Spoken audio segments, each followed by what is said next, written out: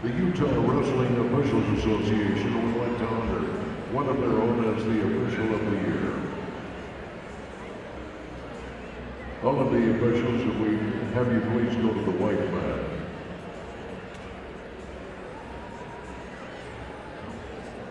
At this time, the Utah Wrestling Coaches Association would proudly recognize Riggin Moon as the recipient of the Darrell Henry Official of the Year Award. This prestigious honor awarded by his peers reflects Riggin's unwavering commitment, professionalism, and dedication to the sport of wrestling. For many years, Riggin has exemplified the highest standards of officiating, earning the respect of coaches, athletes, and fellow officials alike. His deep knowledge of the sport, fairness on the mat, and the ability to make decisive calls under pressure have made him an invaluable asset to Utah wrestling.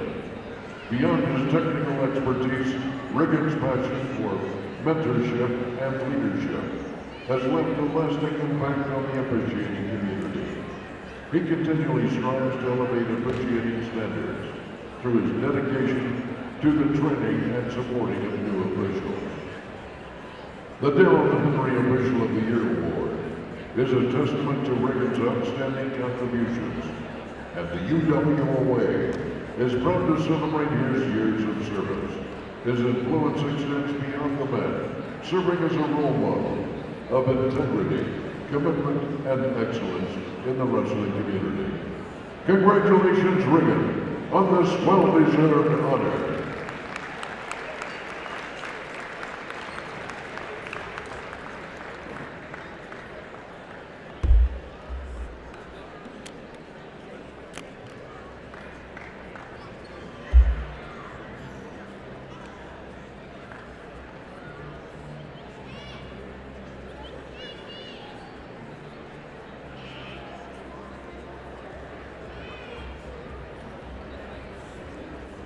Athletes who are participating in the Parade of Champions, we ask you to report to the north tunnel by the loading dock now.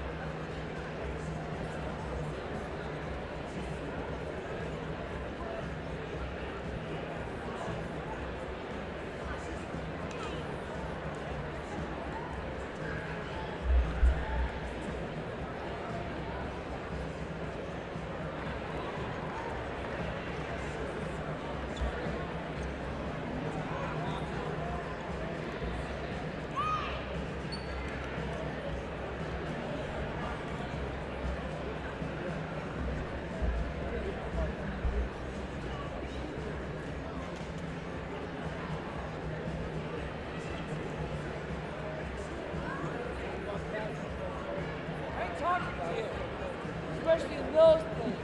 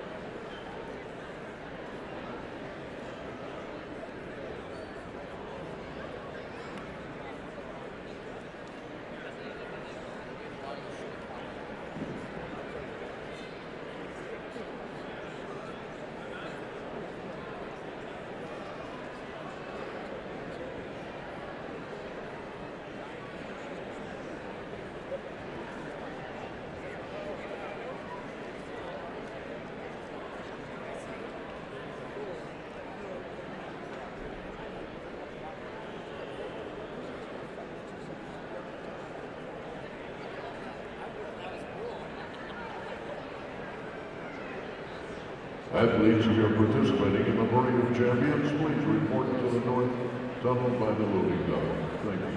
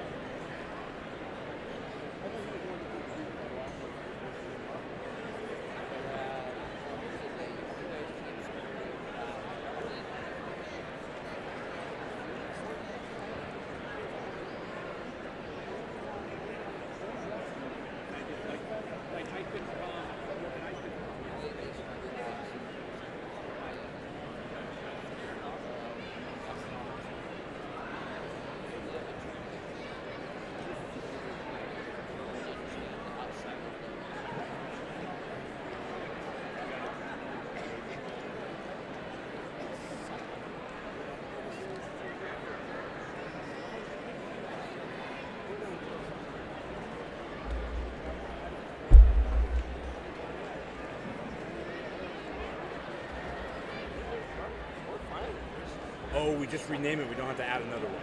I don't have to, you have to select it. Oh, gotcha. Yeah, just lower it a little bit, and then I'll add another one for the crowd.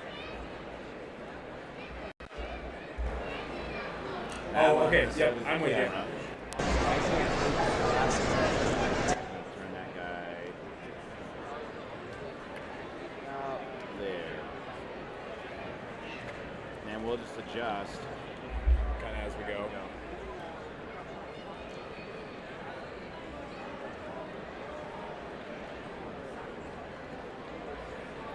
Okay, that one's ready.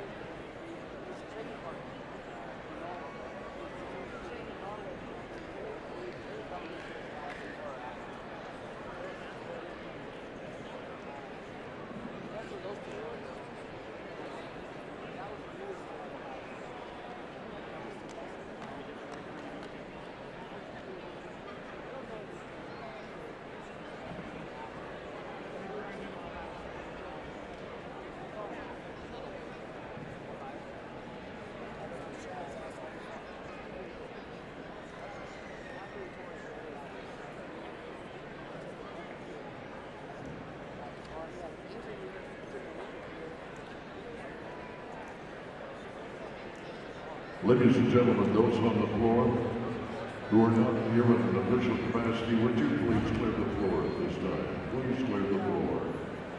Thank you.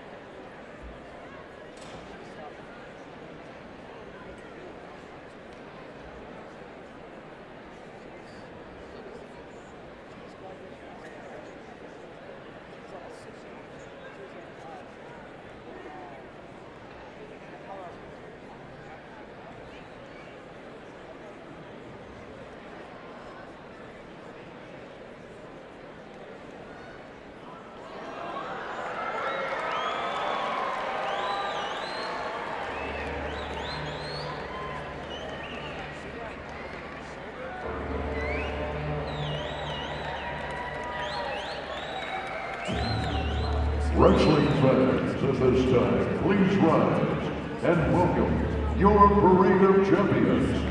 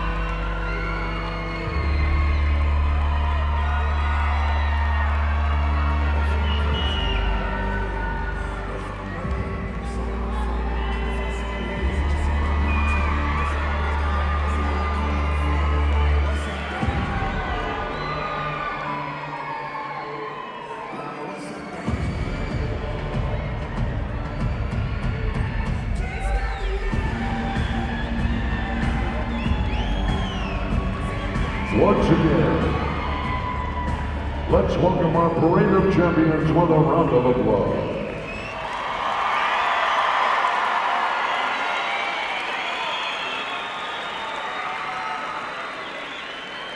Ladies and gentlemen, boys and girls, at this very moment, members of the United States Armed Forces, some who come from Utah communities, protect our freedom as we enjoy this competition. We pause to honor those men and women and honor this nation. Please join us now as we listen to our national anthem, which will be sung by James Shaw, a wrestler from Stansbury High School. James is also an academic All-State honoree in wrestling and football and is a Sterling Scholar for music performance.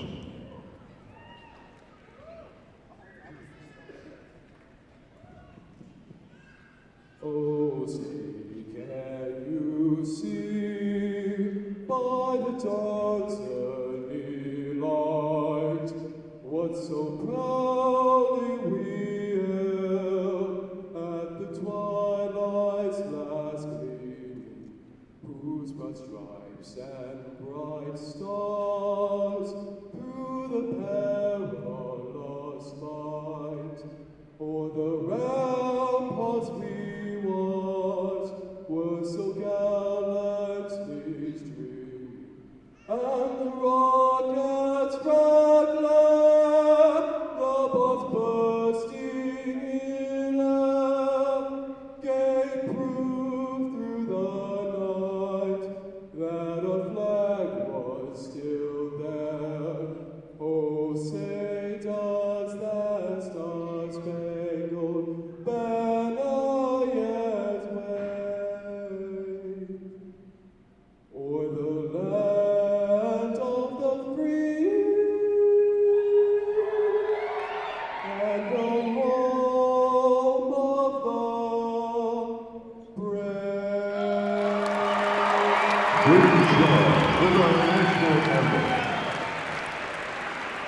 Wrestlers, you're excused to leave the mats and prepare for your championship matches.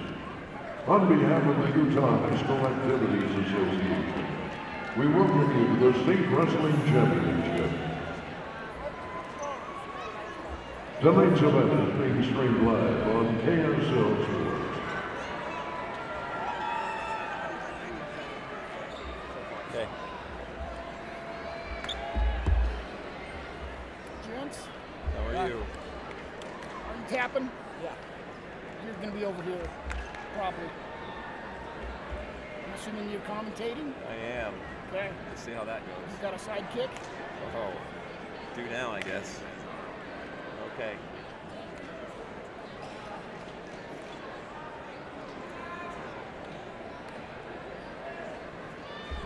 Coming to the table right now. First up is Noah On, Tiffanogas High School, and Gavin Nicole of Uinta for a 106-pound wrestling match as wrestlers are heading out to the starting line. Jimena Melendez, and Sidney Reisner of Mountain Crest. In the 106 points class, representing Uinta, Gavin Nicole. And from Tiffanogas, Noah R.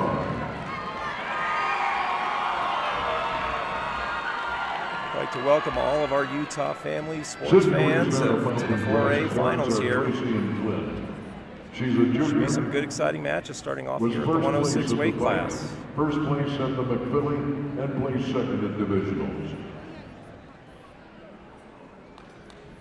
Jimena Melendez of Mountain View. Parents are Exile Melendez and Magdalena Tortortello. She's a senior, second-year wrestler and division champ. In the boys match at 106, Gavin Nicole of Uinta. Parents are Brooklyn and Zeke Nicole. Sophomore, was a 2026 divisional champion, 2025 Layton Invitational champion, and a national Utah dual team member. Noah On of Tiffanogas. Parents are Alex and Yagan On. He's a freshman and overly excited to be here. Okay, the wrestlers are coming to the tape. Feet are on the line. Hands are shaking. We're about to get going. Officials got the whistle going. Wrestlers are looking at tie-ups. Go on a shot, on blocked. Some hand fighting, some back and forth. Both wrestlers feeling each other out right now. Oh, Deco on a slide by, on chases. On in on a single. He's got to finish this one. Gavin sprawling right now, looking for a crossface. He's got that ankle. They're out of bounds, close to it. Cole's gonna have to keep him in bounds if he wants to score here. That foot hanging in there. He's got his extension. Both wrestlers come up, no points, out of bounds. 0-0 as they walk back to the center.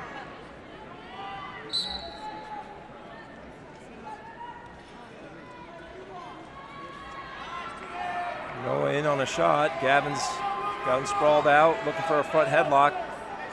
He's looking to turn that and come around. Gavin's trying to catch that ankle.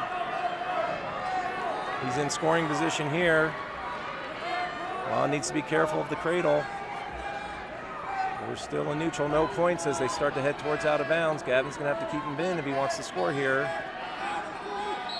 And they're out of bounds. Back to the center, score is still 0-0 with 35 seconds left.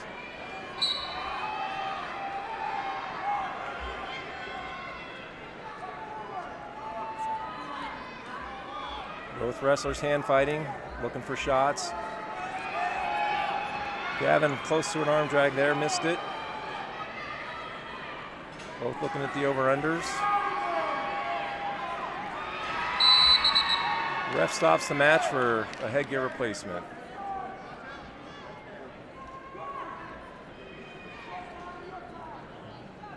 We are on gear time as we fix this headgear, everybody.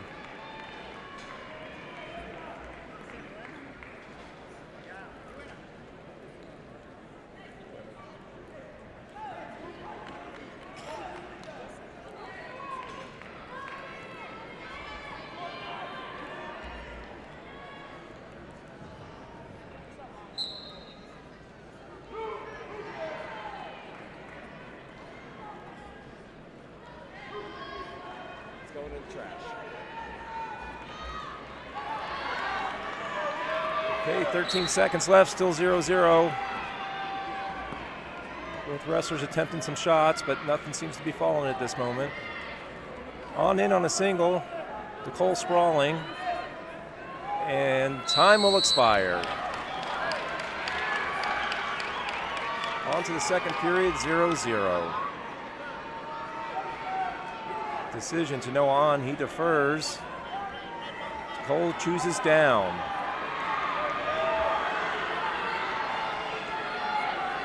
Top wrestler set, and we're underway.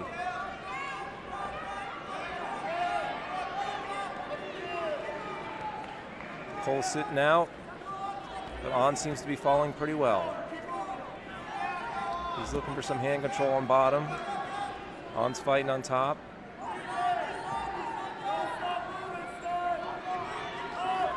On thought about putting the leg in there, and now he's in there. He's looking at a leg ride. Cole fighting that.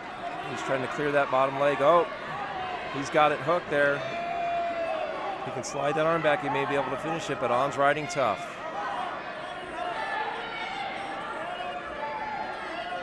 Cole on bottom, extending that leg that he caught in that leg ride. Looks becoming ankles. He may come out for the submarine. On's in a sprawl position now. No points awarded yet. But Cole threatening to get one neutral. Now he's got it, folks. The 100-pound champion from Mountain View. One takes a shot, followed by a reshot from Nicole. 1-0 Uinta right now.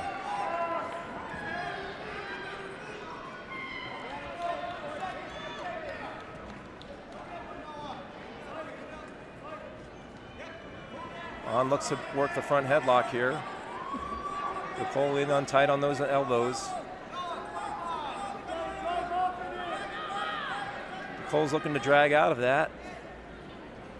On looks for the trip, but Nicole gains the leverage. 3 points takedown. 10 seconds left in the second period.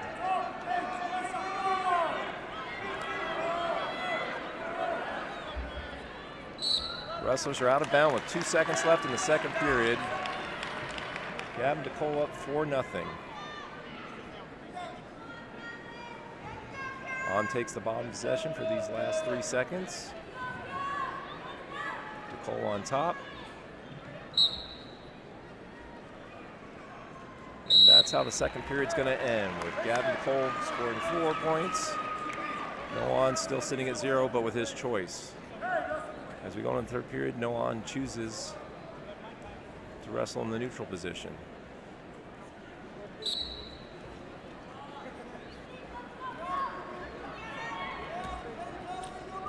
Both wrestlers hand fighting.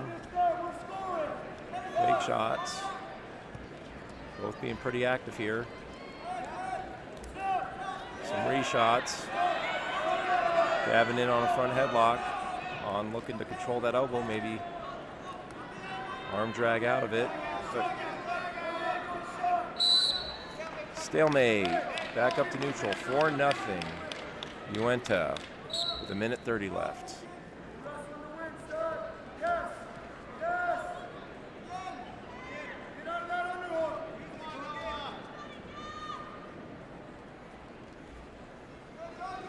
Gavin in on a shot, unable to finish. On now and on a front headlock. Gavin awarded 3 points on the takedown, but on pressuring. Gavin sitting with that leg in, on threatening to circle around. Under a minute now with Nicole up 7-0, and he's behind.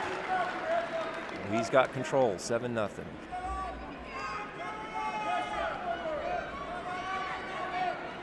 On escapes for one.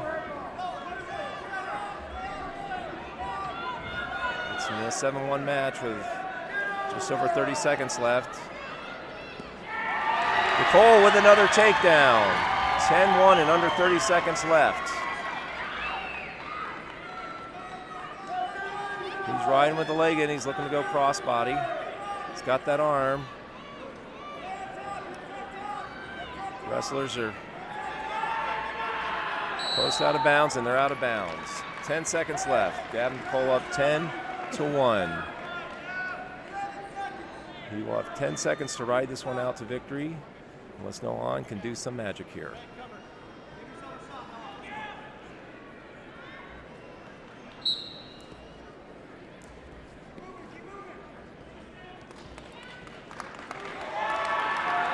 And it looks like this one may go Uena's way.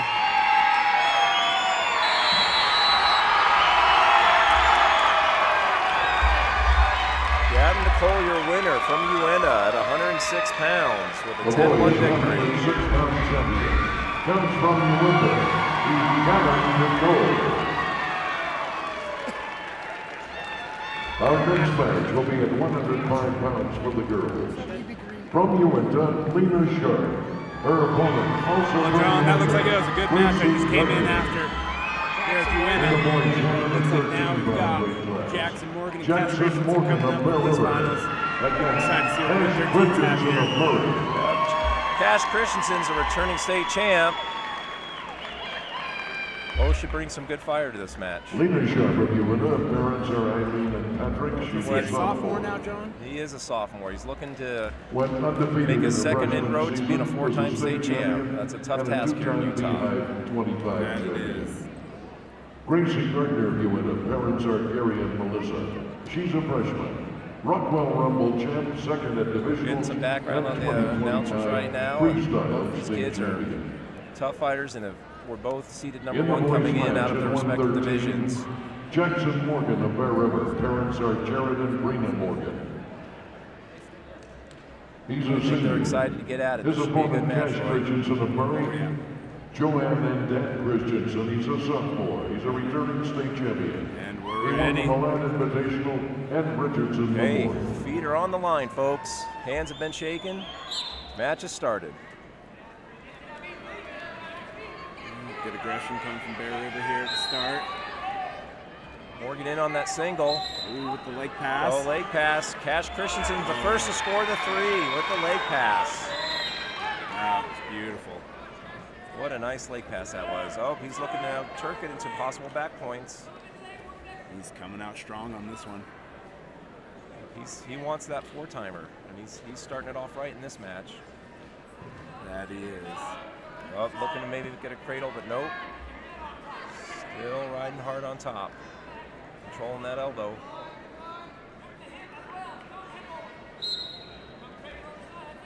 He's so close on those. Yeah. He's doing a great job of working both that barbed wire and that cradle back and forth. Christensen's a great chain wrestler. He's got the leg in now. He's looking to go crossbody and catch that arm. And he's had great pressure ever since he's been on top. Yep. He's just smothering him there. Yeah, Keeping Morgan good unable to pace. get his hips out. Not able to do much from bottom.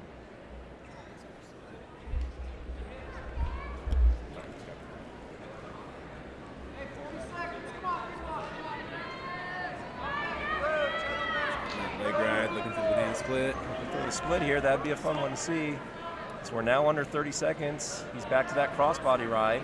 Oh, and he's got it making behind. progress. Oh, almost had it behind the head there. He keeps that arm. He's got the chance.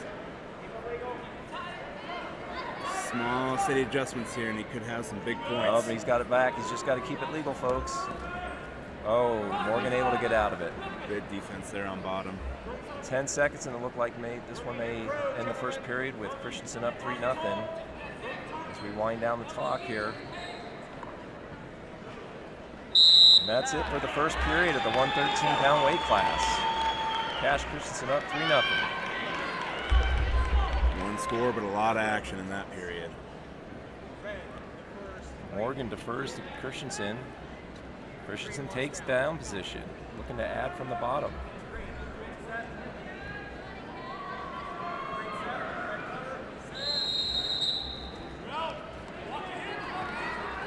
So, he's doing good there. Christensen on the stand-up. Morgan drops to the single, but it's not enough. That hit pressure of Cash Christensen's just too much. Morgan's hanging on here, but if he's not able to do something, Christensen may score another 2. And he's got it. 5-0 for the kid from Murray, the sophomore, looking to be a 2-time state champ. He's got that cradle. Oh, he's been so close to that cradle, Roy, a couple times now. That he has. Morgan's getting some offense there, but Christensen's just so relentless on his defense, smothering him and countering it at every opportunity. He's back to that cradle again. Now he's switching sides. I think if he keeps at it, he's going to have a good chance at that. Morgan's got to do something to get that counter. There he tries to sit out, the switch, but it's not there. Christian follows well and throws in the leg. He's looking for that crossface off that leg ride. He's got him flattened out. Get a little bit more pressure. Morgan's got to do something. He's got to get that leg out and start moving if he wants to score on this one.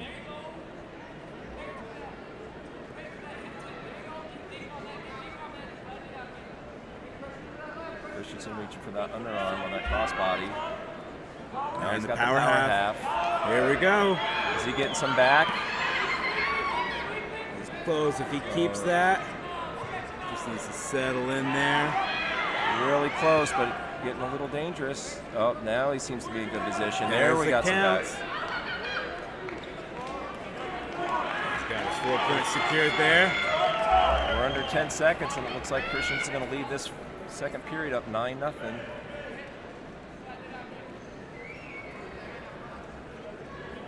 Oh, and more swipes coming. We get 2. We did. Wow. That is a commanding lead in the state finals going into the third period there, 11-0. Morgan chooses neutral for the third period. He's got some ground to make up, and he thinks he can do it best on his feet. We're going to see some really good action out of Morgan here. Morgan's got some quick feet, but doesn't seem to impact Christensen too much. He's keeping up his pressure. Looks like he's going to be picking his shots a little bit. Good hand fighting, yep. There it is. Oh, let's see it. And some offense coming. Oh, Christensen able to counter for now. Gets him up. Oh, he's with that leg. He sits the corner. Christensen sits the corner for another 3. Man, his defense is just perfect in this match. If he can get 1 point, he's going to end this match by a tech fall. And the Reds taking a stalling call. Christensen riding well, looking to maybe put a leg in. Up. There he goes again, looking again for that cross body ride. It's awesome to see Christensen here with such a lead and just continuing to wrestle. A lot of guys in these matches get up by that much and they just kind of wait out for their state title, but he is going for it every second. He's not going to give Morgan a chance. The girls' 105-pound champion and now 2-time state champion from UNT. Morgan's got just over 33 seconds to make up 14 points, and Christensen that same time to score 1 to end it all.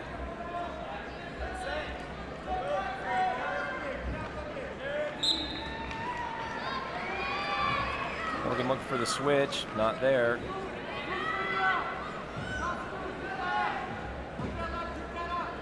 Trying to get up. He's working for it. Christensen's doing really good at countering every slot. Just don't know, Roy, with only 15 seconds left, there's not much. It looks pretty sewn up. Let's just keep solid here. Yep. 5 seconds left. Cash Christensen has won his second state title as a sophomore, everybody. With a shutout, 14-0. That is quite the performance. The 113-pound boys champion and now 2-time state champion. Respect goes to Morgan for getting this far. That's a tough match. It is. This is a tough bracket this year. The next match for girls will be at 110 pounds. From Desert Hills, Next, we have Nixon Canfield from their opponent from Murray, Emma Morales. Cloward another one from Uinta, folks. Bear River Uinta. Putting a couple kids in these first 3 matches. Good programs up there. As far as the team scores goes, Uinta's in the lead right now.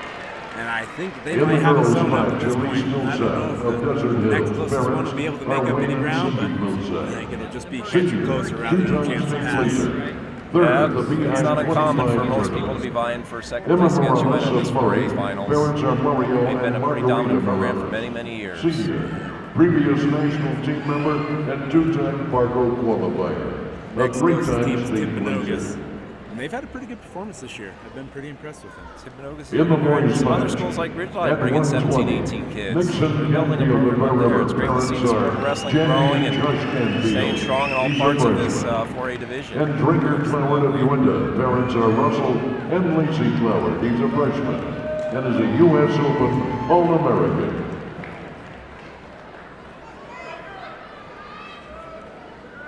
Right, announcements are underway. Wrestlers are pacing back and forth. The officials are almost ready. Ready for some more action here. I bet these guys just can't wait to put their foot on the tape.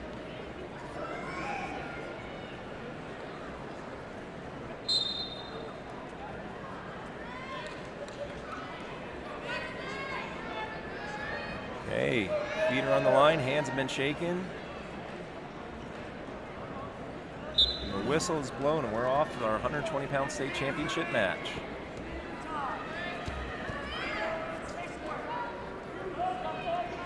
Good aggression by both wrestlers here. A lot of times you see in these high-level matches, wrestlers start to feel each other out. Not a lot of action there, but they're going right to it at the start. Yeah, setting their distance, head touching each other, making sure they know about how far it is before they get that first shot. A little hand fighting. Now we're both in a collar tie here. Cloward in the over tie.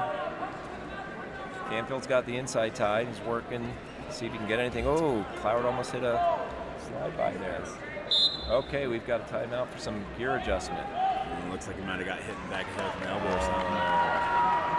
Those are not fun. Nope. We're starting some injury time.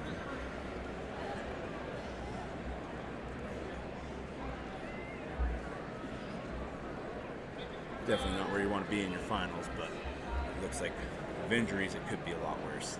Yep. No, he seems to be okay. The trainer's over there talking to him right now. Seems to be regathering himself. Catching his composure and ready to get back out there for his finals. Yep. Okay, he's shaking it off and he's ready to come back and put his foot on the line. And we're underway again with those under a minute 20 to go.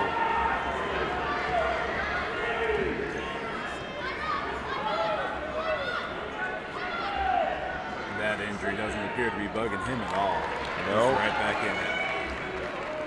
Both wrestlers in that aggressive white sand. Bowen and slide by. Uinta first to score with 3 and a takedown on a nice slide by. Bear River quick to get up and out. That's good quick action. Get your control and get ready for another takedown there.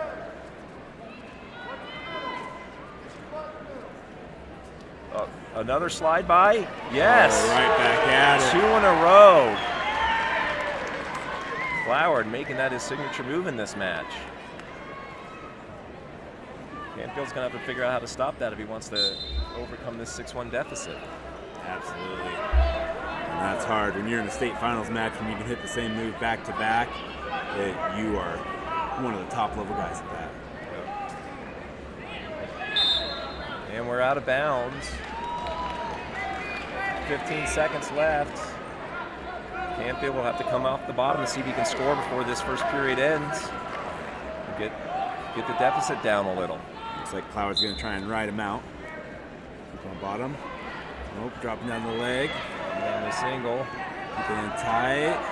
He's keeping control. He's keeping action going. Sprawling. He's got to be careful he doesn't get hit for stalling here by just holding on. But he's progressing. Timeout. In the first period, 6-1. Uinta up on Bear River. Bear River with the decision, and they take down. He's able to get out nice and quick on the first one. I imagine he's going to do everything he can to get back on his feet for this. One of the few times I haven't seen one of the wrestlers defer from the first coin toss. They seem to like to use that psychology of putting the pressure on the other guy. Yeah. And it worked. Canfield's out. Let's see if Canfield can get an answer to that slide by. Yep. Shut it down and create his own offense here. And he does. He gets close to that single. What a great sprawl from Cloward. Now he's got him in that front headlock position. Canfield's got that arm, trying to keep that pressure. The wrestlers head towards out of bounds.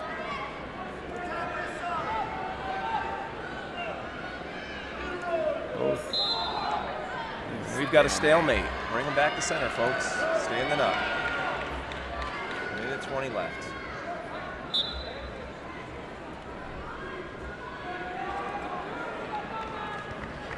Oh, and from the distance, he takes that shot. There it is. He's going to get that arm drag if he can.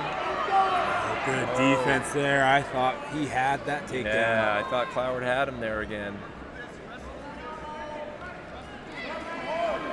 Still, Canfield's going to have to find some offense here. He seems to have answered the slide by, but he needs to come up some points on his own.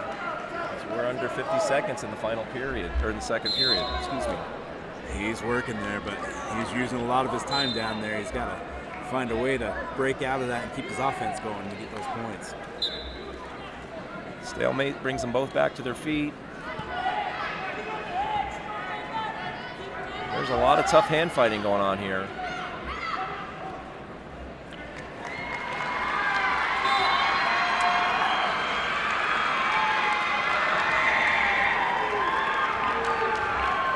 The girls' 110-pound champion comes from Desert Hill. Canfield attempted his own slide by, but not happening. He's still reaching for that outside single. It just doesn't seem to be working for him, Roy. I think he's got to find something else in his bag of tricks tonight. Yeah, that first shot he got in pretty deep, but ever since then he's been struggling to get quite to where he needs to be to finish that.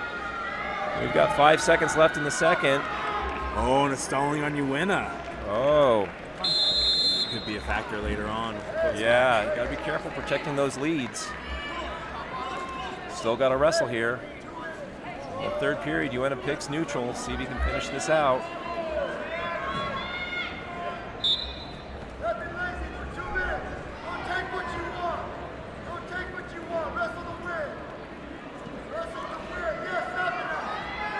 Canfield sticking with that outside single. Oh, tries the high C or the fireman's there. Nothing doing. Cloward needs to be careful for another stalling call here. He's sitting with those underhooks. Crowd calling for some stalling. He's got to be careful there. Yep, and there it is. 1 point red. It's now a 6-3 match, folks, at the minute 30. Got to keep working there, but Canfield at the same time has got to keep working there. There's a lot of time that he needs to come back in this match. He's getting burnt up being with his head underneath there. Yep, and if he's not careful, he's not careful, he's going to get turned again. Surprised we haven't got a stalemate here. Yeah. And I guess there's a lot of action still going. Stalling Green, another point. Oh, man. Oh, and he gets his action. And near fall counting. Pays off for Uwena. He's got him in the double underhooks. Take down with back points. 45 seconds.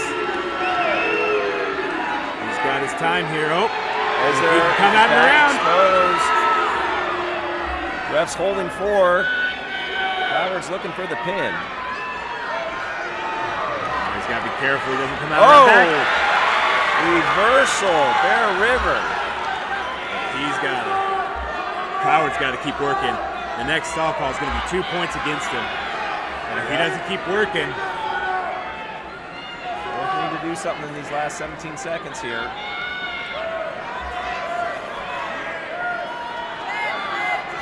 Down to 5 seconds. A 13-6 lead. It looks like David Cloward's going to be your 126 champion.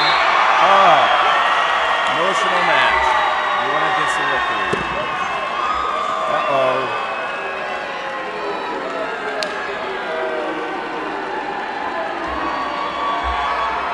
The 120-pound champion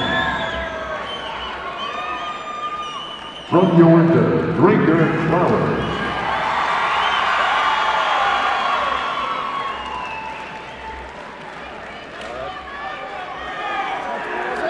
The next match for girls will be at 1:15. From Uinta. We have another Uinta finalist here. Greg Sharp at 126 pounds will take on Cruz Allred from Ridgeline. In the boys 126-pound class, Ethan Sharp of Uinta against Cruz Allred of Ridgeline. Marjorie Alvarez of Jordan. Mothers Karina I have no idea who, Junior, what they... excited to be here at the tournament. Sadie Rhodes of Uinta, parents. Penalty point awarded to Uinta for headgear throw there in that 120-pound match by Drager Cloward. In the boys' match at Commission's over here 1:26. taking care of that penalty point. A little emotional there for the winner. Got to keep it under composure every now and then, fellas. He's a senior. Two-time Happy for the win. champion, three-time state placer, Thank you very much. and a one-time state finalist. Ethan Sharp of Uinta, parents are Patrick and Eileen Sharp, a junior, and is a two-time state champion.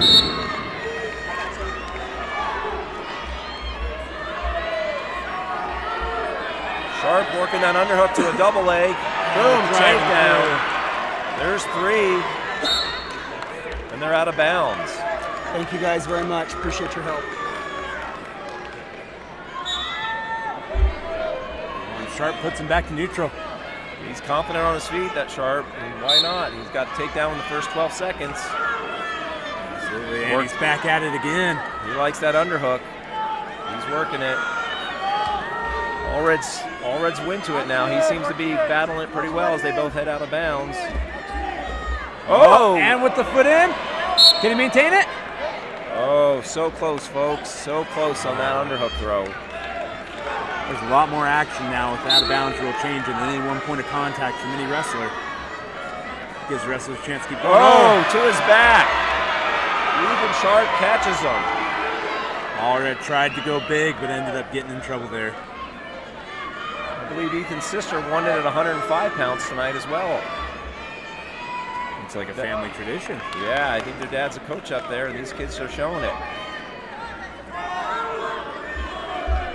Sharp's back to that underhook. 10-3 as we head to that final minute, folks.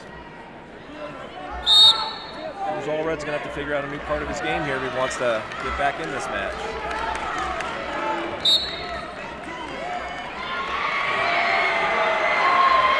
Sharp in, digging for that underhook. He likes his underhooks, doesn't he, Roy? Oh, he does. Allred tries to throw, but doesn't seem to catch it. This could be a bad spot for Allred here. He's got to be careful. Sharp with the 10 fall. Minute 30 in the first period. Another win for Uinta. That happened faster than I could keep track of. Why the ref blew the whistle until I see the score. The winner from Uinta, Ethan Sharp. And what do you know, folks? Ridgeline and Uinta going at it again here at 132 pounds. Our next match Maddox Hatking girls from at Uinta 1:20. and Kimberly McBride Queen from of Ridgeline. That's not surprising though. You see that you get two kids about the same weight that they can push each other and they're state champ level. They're going to keep rising, keep pushing each other. And that's going to just build that success. Yep, it's that old adage, iron sharpens iron, and there's a lot of iron in both of these high school rooms. Ridgeline and Uinta both. Kimberly Grange of Ridgeline. Parents are Daniel and Danny Grange. She's a sophomore. She's a returning state champion, two-time state finalist, and a Christmas Clash finalist. Autumn Ratmall of Mountain Crest. Parents are Nelson and Julie Ratmall. Looks like these young gentlemen handle the pressure well. That few seconds in between before you're ready for your match can be pretty nerve-wracking, especially when you're in high school there. You know, Roy, when you just look at the shoes on both of these guys, they look pretty worn. They look like they can handle some pressure. Yeah, they do. Two-time divisional champ, fourth at state, and a Well, can Hunter McBride avenge the loss that Ridgeline just suffered to the hands of UNA? Can Maddox Hackett keep it rolling for UNA? Returning state champion, Folkstyle National. Come to the center. Looks like we're ready. Okay. Shaking the refs' hands, shaking each other's hands. Whistles blown, and we're underway. Oh, and UNA right to the leg. Ridgeline countering with that whizzer. Driving. Oh, brings it back. Gotta be careful you don't McBride bring is it out. trying to jump it now. Hacking, hanging on. There, he's got his three. Good patience there, waiting for your opportunity to get that finish.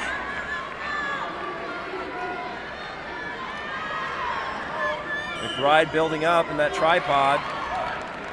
Hacking looking for a way to take him down, maybe with a cradle, an arm ride. He's trying a lot of things. Ball and chain. Brings it back. Oh, this could be trouble. This could be Gotta trouble. be patient. Hacking's got to hope he can get out of bounds, and they do. You might have an escape. Loss of control, yep. Great call, Roy. So just over a minute left, we're 3-1. McBride not backing down after getting hit with that single leg. And he's controlling the center of the mat well, but... Hacking in on that leg again in a familiar position. Trying to finish that single leg.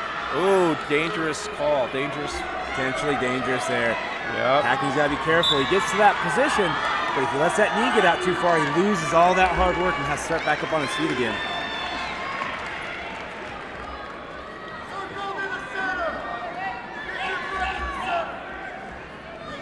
Back. Hacking in on the other leg now. McBride stopped the initial shot, but Hacking back in again. But again, familiar position with McBride in on that whizzer. Hacking needs to be careful, or he's going to end up in another potential dangerous call. He's thrown in the leg, and he's got his three. That was slick, Roy. Got that leg right in. Wrestling with all appendages there. Yeah. We're at the edge of the mat. Hacking pulls him back in with a tilt. He's got some back points on that tilt as we wind out the first period here. Ref was holding 4. Oh! McBride made a last-second attempt there to get some reversal points, but just came up short. Hacking's got to be careful there. He gets stuck underneath and gets in some compromised spots. So far, he's been able to handle it okay. It's state championship wrestling, Roy. Anything can happen. Yeah, it is.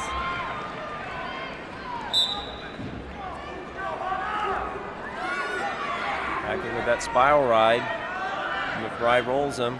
Oh, that half is deep. And he's in on a leg. He's in on a leg ride. Can he turn it with that half?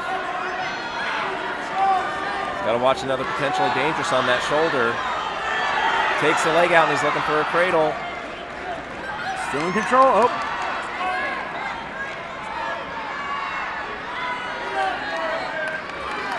Hacking's still in control, but we got 1, then we got 3. Oh, man. We got the Ridgeline coach coming to question that one. Yep, he may not like that quick call. He may have wanted that 1 point for a second, but not anymore. Absolutely. It looked like he had it for a second. They were arguing it. Come on, the refs call a little sooner. Oh, and McBride with that leg. Wow, I thought McBride had a reversal there, but Hacking's doing a good job keeping that leg in. Hanging on for dear life as he sits up 13-2. McBride can switch his hips here and get him up above Hacking's. He'll be in a good spot to defend. Like that. And coming out the back. Oh. Definitely lost control here if they go out of bounds. Hoping they give it. 13-3 as we head into the final 30 seconds of this second period. Oh, and with the toe drag. He's got to get control there. Oh. And he has it. And slides out.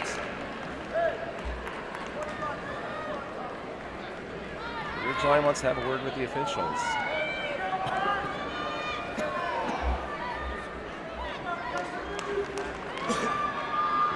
Great wrestling out of both of these wrestlers. McBride's impressing me with how every time he gets in on bottom, he's got a counter for everything. He's attempting, he's working, he's so close to catching him. And as you said, John, state finals, anything can happen. It takes one bad spot for him to get him caught, get him in the pin, and it could be all over. I believe they say that's why you actually wrestle, Roy.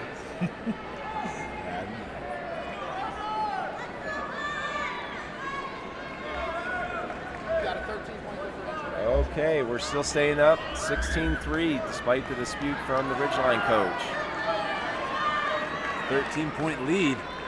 Hacking Another can get scoring opportunity, could put it away. Yep, if he can get a tilt or some back points here. With 20 seconds left, this one's in the record books. McBride doing his best to keep that from happening.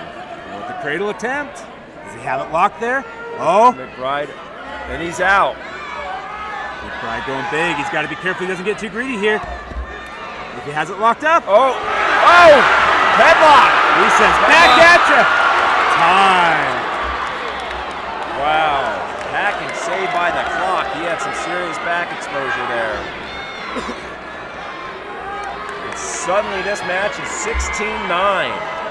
What a turn of event in the last 5 seconds. Not to say it wasn't interesting before, but that brought a whole new excitement to it. Hacking going back to where he started from, in on that single leg.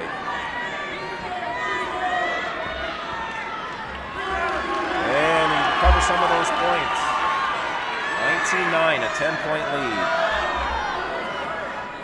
And that's still a big lead, but with a 3-point takedown and a 4-point near fall, it puts it a lot closer in for McBride here. McBride just may want to go head hunting again and try to put this one away with a little more time on the clock, but Hacking doing his best to work a tilt at this moment and keep Hacking off his feet, or keeping McBride off his feet. McBride has good pressure. Hacking has good pressure. McBride's doing everything he can. He's not able to get a lot of motion. That just speaks to the strength of these athletes. With the Granby attempt. Into the switch. And he gets around for 2. It's now 19-11 with 53 seconds left. McBride's got a chance here. But he's got to make sure he stays in a good control position here. There's a little compromise with his leg underneath. He's not going to be able to turn him unless he gets some. Now he's in a good spot here. Oh, nope, and Hacking has that leg. Hacking looking for a reversal, and he's out the back door. Regaining a 10-point lead with under 30 seconds left. Trying to get that. Is he going to go for the tilt? Come around. He's going to cut him. Wright has 15 seconds to try to throw him. Hacking's going to hang on for dear life. Hacking in on that single. McBride trying to get a corner, but I think with 3 seconds left, this one's in the books, folks. Another win for UNO.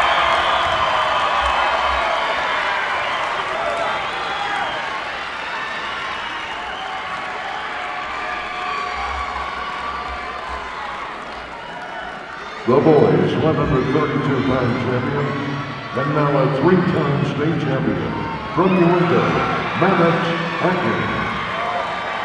Maddox Hacking taking home his 3rd state championship, everybody, at 132 pounds. Hacking, iron, red, big, with the green. And it looks like for UNO, we have a brother, not only a teammate, but a brother in this next final with Hacking here. You can only imagine how many holes are in the walls of that house, Roy. We talked about iron sharpens iron. You've got that 24/7 and you have brothers like this. There's some proud parents out there. There's a tough mom when you got 2 boys in the state finals. Absolutely. As they await the winner of the girls match over there, both wrestlers looking pretty comfortable, staying relaxed. And what do you know, another Ridgeline UNO final. Man, that's impressive.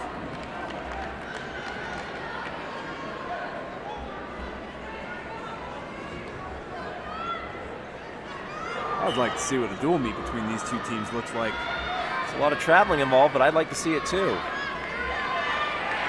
Ridgeline sitting up there in Logan, and you went out in the eastern part of the state. But people will travel for good matches.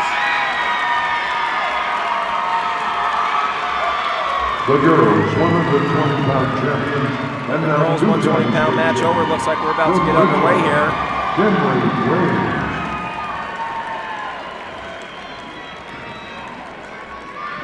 The next matches at 125 include Carissa Hawks from Barrow.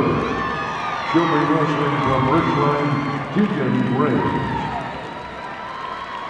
In the 138-pound class, Riken Hacking of Uinta takes on Josh Bingham of Ridgeline. The anticipation's killing me. Yeah. Keegan Graves of Ridgeline, parents are Daniel and Debbie Graves. Senior, she's a I guess we gotta get the bios. Four-time state finalist and Yeah, I gotta give some shout outs to the parents, the ones that got them here. Carissa Hawks of Barrow. They deserve all the work to the parents there. Yeah, especially when you're out there in some of these further parts of the state. That's a lot of miles logged for a lot of tournaments. And 9-time Madness champion. Okay, looks like we're getting close. In the boys match at 138, Ryan Hacking of Uinta. We're headed to the center. Hands are being shaken. He's a senior. Ref's looking for a whistle. He's found it. We're underway. Two-time state champion and a two-time Tournament of Champions champion. They seem to be wrestling from space to start out here. A lot more fakes. A sophomore and is a two-time state qualifier. Hacking's known to make a good circle motion and set up a good high C. We'll see if we can hit it here. And there it is, folks. Big lift and the takedown. Working that bar.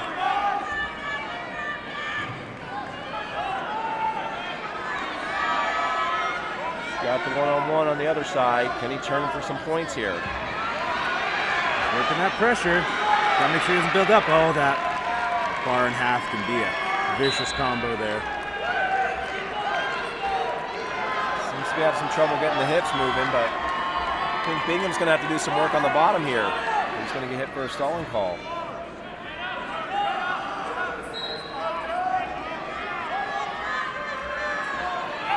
Hacking looks quite comfortable just being patient to work that bar. He's got such good pressure. He's taking that one-on-one. Can't seem to get out to the side there. Bingham's got to keep his head up. Relaxing a little bit too much. Interaction between the wrestler and the official there. And Hacking's got him. He's tilting him. Got the double armbar. That's not a good spot to be in for Mr. Bingham. 20 seconds. He's got time. They've got space and bounds.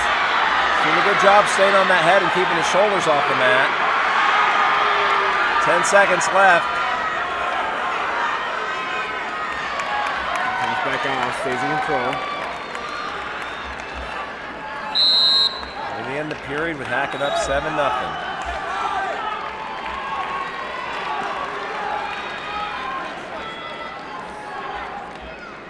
Green's choice here.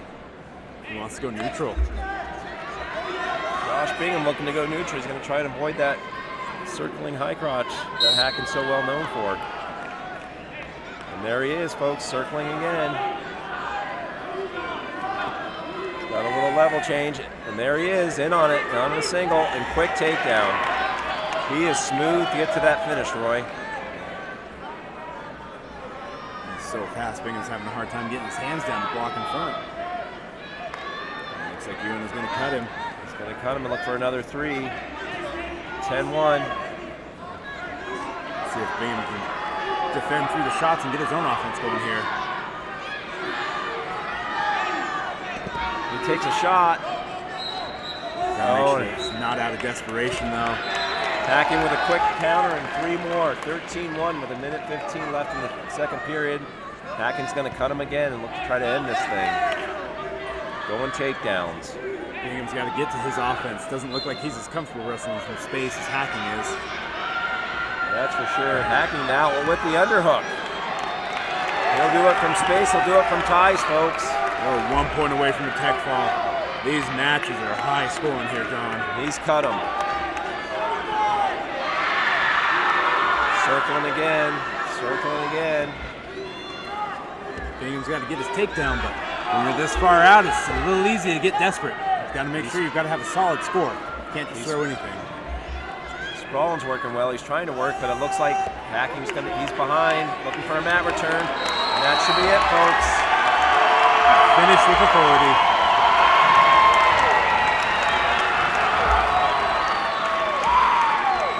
The boys 138-pound champion from Uinta, Ryan Hacking.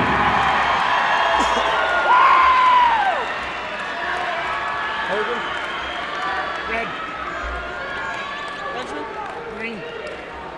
You head to 144. What do you know? You went in with another wrestler, but this time you've got someone from Stansbury, Benjamin Flom, who I believe is in his third state finals, having won it once and lost it once.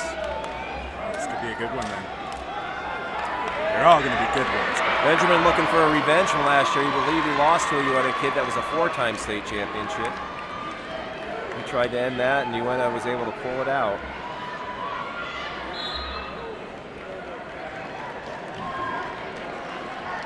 The wrestlers are going to wait a few minutes as we look to finish this girls' match over here. As these guys silently pace and start to think about the strategy of how they want to try to be a Utah State champion. It's fun to see the little things. Even in the wrestlers' pacing, you can see a difference in their personalities. Yep. You can see some of them are more calm and collected, trying to keep themselves calmed down, and other ones are hyping themselves up.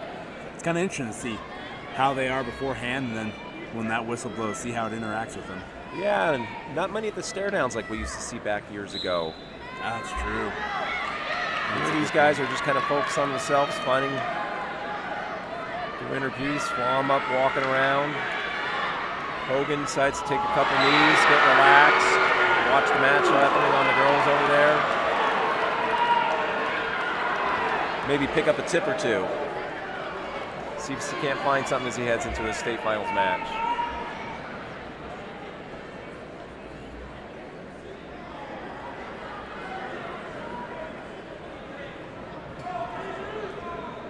Yeah, looks like a call being questioned over on the girls' match.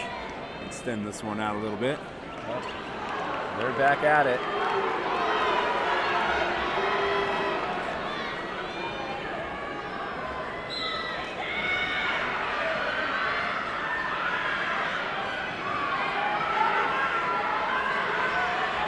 Hogan making some final adjustments to a knee pad, stretching out a little. How important is it for these guys to stay warm and limber? Absolutely. I mean, going into one of these matches, it's easy for the nerves to affect you. You've got to do everything you can to be ready physically, keeping your body warm, keeping the blood flowing right, make sure you're not cooling down too much and stiff when you jump into that match. Excited to see some good wrestling, but never like to see an injury, so we're glad these guys are focused on good calisthenics and taking care of themselves as they head into what they've been training for most of their lives at this point, some of these kids. And it goes to show how seriously they take it. When you're trying to be an athlete at this top level, you've got to get every advantage you can. Yeah.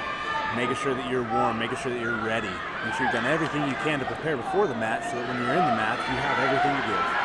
And a lot of that's a mental game, yes. Roy. I mean, these guys are constantly trying to keep their head in the match and thinking about the next move while worrying about what's coming at them. It's a combative chess match. That's what we can call this thing. Yes, it is. It's great to look out and see some of the parents. You can just see the proudness in their eyes as they look on their student athlete. And the athlete looking up there, giving them a little nod that they're ready, reassuring mom and dad that it's all been worth it. All the miles traveled, all the tournaments gone to, all the parties missed, all the workouts early in the morning. It's all been worth it. Mom and dad are sitting proud at this time. Sounds like you got some experience there, John. Yeah. My cat doesn't really do that for me, so without kids of my own, I can imagine a little bit there. It's been fun. It really has.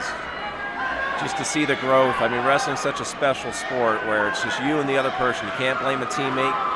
Hard to blame a coach. It's just you and one other person, and it's the only sport mentioned in the Bible, Roy. So we know it's a tough one. That is true. Flom just says, I'm going to take my headgear off for a second. warm himself up. A little bit of a reset. I wonder if that's part of his ritual. A lot of guys I know, when they put that headgear on, it means that they want to get into game mode. They lock themselves down. That's true. You see a lot of wrestlers, they have a very specific, whether it's bending down and tapping the shoelaces, taking the headgear off, buckling it. There's some interesting ones out there too, I'd say. Oh, yeah. Pinching the right sock, the left sock, wearing the same socks whether they're dirty or clean.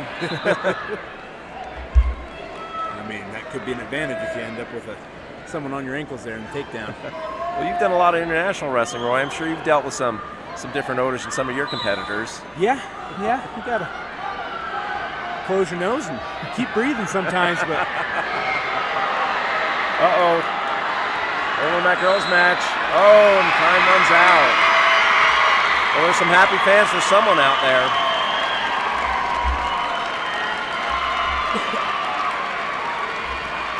The girls' 125-pound champion from Ridgeline, Deacon Lane.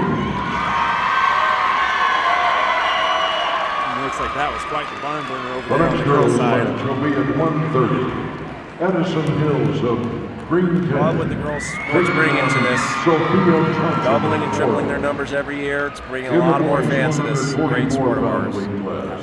Peyton Hogan. I remember when I was wrestling, I feel like there was maybe 6 girls in the whole state that were wrestling. Yep. And now they have their own tournament. And you got to thank those girls for being pioneers. Let's not underscore or underestimate the value that they brought. But now we're ready for our match. Hands are shaking, the whistle's blown, and wrestlers are underway. Addison Hills of Green Canyon.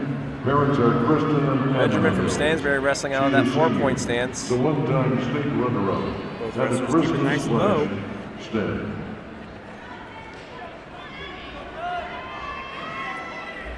Ooh, shot and a In the miss. boys' match. Where's our previous it's fast. This one seems to be just literally a sizing up as they both reach out for each other. Two-time state placer, A little different than some of our prior matches. Benjamin Brown. They seem pretty comfortable flat-footed and not making much foot action as they get things underway. Hogan's got to be careful though. Clown has a couple attempts on him. Yep. Nothing yet for the stalling, but he's got to keep initiating and getting his own action there. Both of them sitting in that 3.4-point stance. Oh, Benjamin in on a shot. Oh, and does he have that cradle locked up? That is tight. Trying to bring it back. Good defense by Clone. Didn't go to his back yet. But he gave up 3. And he's in a tight, Hogan's got that leg. Clone's fighting it well. Clone's staying pretty composed for as tight as that is. Yeah.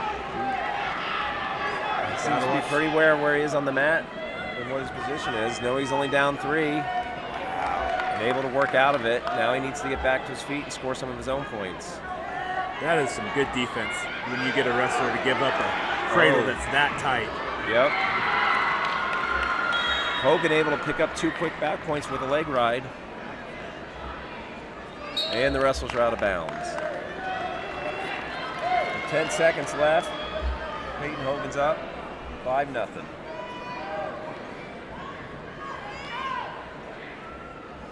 See if Clone can get something here quick.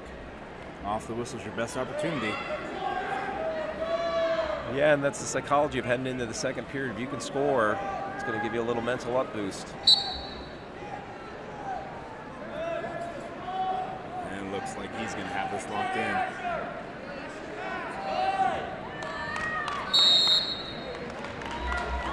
Hogan's really proficient with that leg ride. Yeah, he got those legs in there quick. That could be a factor later in the match.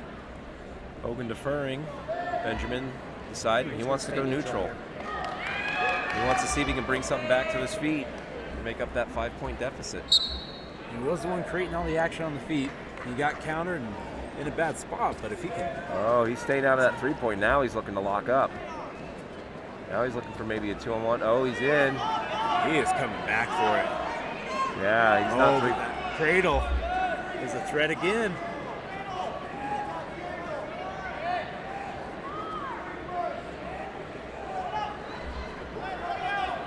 Hogan looking to see if he can score a quick 3.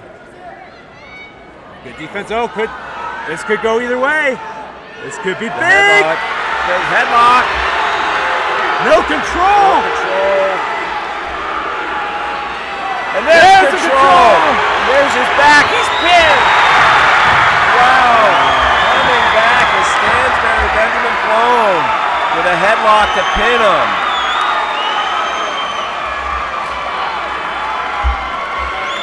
Well, that was change of pace from that 3-point stance. He was in danger there for a second, I thought, too. Flown could have got put to his back with his head down like that. But he pulled it out. Can't help but feel for Peyton Hogan. He was up on this match and just got caught, but that's what happens. That's why you wrestle, folks. That sure got the crowd activated. I don't know if you can hear it over us, but finally a match without Uena. As Mountain View Bruins are going against Sky Ridge. We have William Cookson from Mountain View and Mark Rutledge from Ridgeline, squaring off at 150 pounds. You know, this 150-pound weight class, it's a tough one. They're both fast and strong. it's a deadly combination. I always wrestled in the upper weights and heavyweight. Speed was not my friend. I'd almost rather. I wrestled 215, and I used to like to bump up to heavyweight rather than have a 190 bump up. Too fast for me. Well, I think those days are gone. I've looked at some of our 90-pounders, 215s, and even some of our heavyweights, and those guys seem to move pretty quick. They do. Now you see that trend continuing in college, too. Your traditional heavyweight does not look like your heavyweight from 5-10 years ago. No, 5-10 years ago it was all head and arms and headlocks. Now these guys are shooting low singles. There's action over on the girls' mat, which may bring this one underway a little quicker, but both wrestlers putting on some long sleeves to stay warm as the girls' match finish up. It's hard during these times. You have the parade of champions, and you know you're coming up, and you're doing all you can to prepare and to be ready and not let the nerves get too out of control, but you get out on the mat, and it's kind of hard with that extended delay. Yeah, no, I hear you, Roy. It's one of these things where you want to be mentally sharpened in the game, but you can only stay in that zone for so long. And then you're going to have to snap out and restart your routine all over. I think the guys that have been here before are a little more prepared for that, and they got a little advantage. Yeah, absolutely.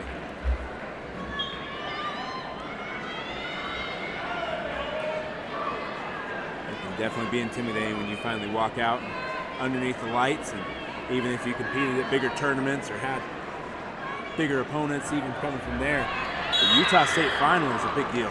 Yeah, There's state a lot of finals, pressure. Olympic trials, it just seems to be where you get some of the craziest things that happen. Things that should work out on paper just don't. Yeah, absolutely. But that just shows you the importance of these moments and why these kids work so hard and train every morning and afternoon, watch their diet, watch their weightlifting, keep their academics up. The amount of commitment it takes to get on this stage here, it's a lot. It's a lifestyle. It is a lifestyle. That's a great way to put it. It's something that's going to carry on with these kids forever. Every job interview, every trouble they have with their child, their spouse. I look back to wrestling all the time. Look at the things I learned there and how it taught me to get through the hard things. And then you get into adult life and it's not quite as fun. Yeah, I often joke with some of my wrestlers that if you asked any of my high school teachers whether John Durkin would have been a lawyer, they'd say, oh, he'll need a lawyer. But he asked my wrestling coach and they believed in me. And so that's what kept me going and got me through college and law school. It's just a belief in an old wrestling coach, Bob Cowa. That's awesome. Oh, Powell was your coach. Yes, he was. They've got an award after him here for referees. Little known fact, Bob Cowa pinned Dan Gable, and the refs didn't call it. And Dan Gable talks about in his book about how he was so intimidating that the refs were afraid to call him a pin against him from this little Japanese guy from the University of Utah. It just shows that no one's perfect, Roy. But we appreciate these refs and all they're doing. It's not an easy job. No, it's not. I've reffed a little myself, and there's a reason I'm back here behind the mic instead of on the mat. Yep. Someone's got to make the call sometimes, and I'm glad it's not me. Yeah. Speaking of your stare down there, John, looks like you've got one going on The for next you. match for girls at 135 from Greene County. Brigham Cookson is giving a look. He's not afraid to make a little eye contact there. From Snow Canyon, Nia Heckler. He is not taking his eyes off him. In the boys, We're back in the 1990s. Way to go, from Brigham. Mountain View, Brigham Crookston. His opponent from Ridgeline, Matt Rutledge. Well, we'll see if that stare down did anything as the both wrestlers put their foot on the line. We're underway.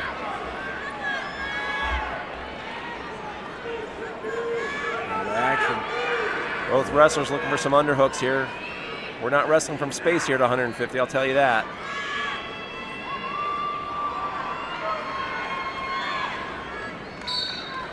He's does a good job getting his head back out. Yeah. This gets caught in that trip, though. Yeah. We've seen a little more of those trips lately. People trying to slide in some of their footwork. I mean, it's smart. Yeah. Using your whole body, low energy opportunities, low risk, too. Okay. Ref's asking for a little more action here. Both wrestlers kind of fake some outside, inside leg shots, but nothing really happening. Cookson going with that front headlock, but nothing happening there either. Getting close to the first minute of this match being gone, and a lot of hand fighting, a lot of head ties, a lot of exchanges, but nothing really moving. Parents are Rochelle and Brandon. Cookson in on a nice high C. Can he finish it? Tries to get to crackdown. Rutledge defending hard. Cookson keeps that leg and not saving him.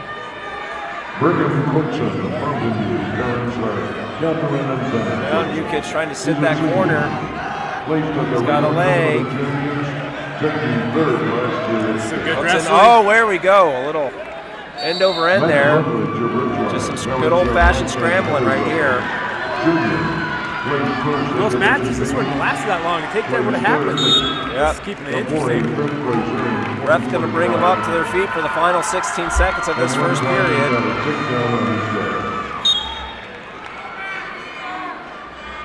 Cookson looking for that 2-on-1. Gets turned into an underhook from the Mountain View kid.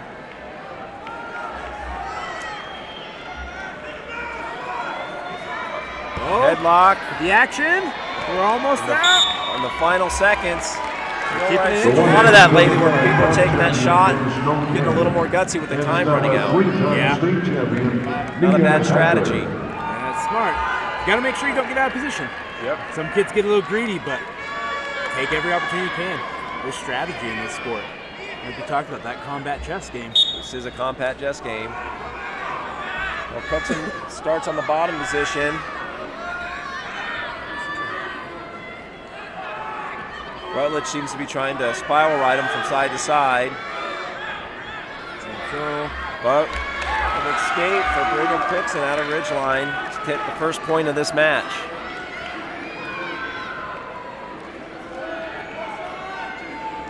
These guys are going with a lot of ties in the over-under position, underhooks. As a Greco guy myself, I love to see it.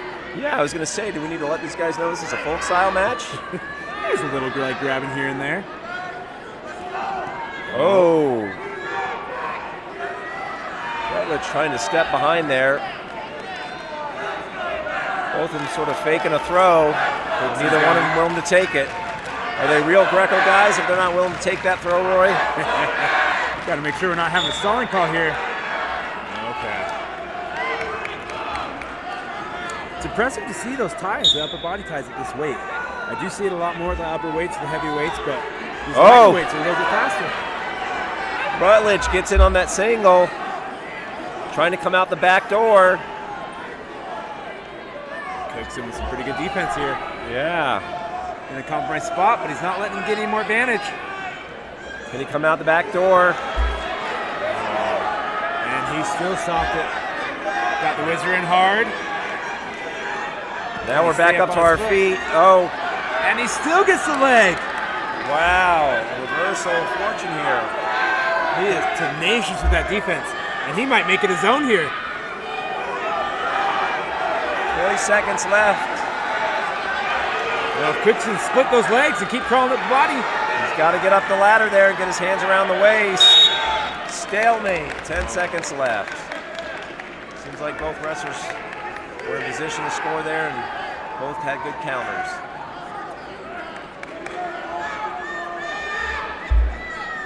Cookson reapplying his headgear. And the final 10 seconds of the second period are underway. Much like the first 10 seconds started. Both wrestlers in some underhooks, digging, looking like a Greco match. Oh, with the deck under. Plenty of action. To end the time again.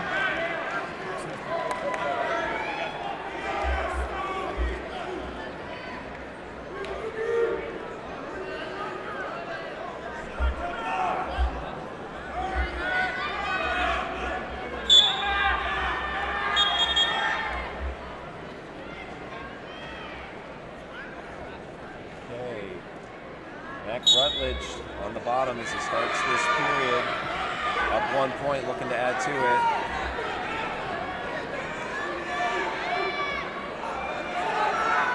Regan Cooks is still looking to get on the board. He's trying to do it with a leg ride and a banana split. Not a high percentage move now, he's working.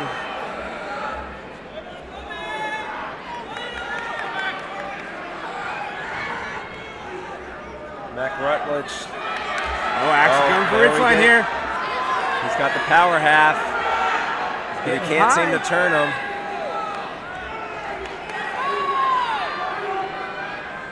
With 1:20 left. Cooks on bottom there has got to be careful about sitting there. If he can get that arm through, he's going to be able to counter that leg ride. He's now up in the tripod, but he can't buck him off. Can't buck him off. Rutledge has that leg ride locked in tight. Oh, we're close here. Cookson, if he can just get out, score one, he can tie this thing up.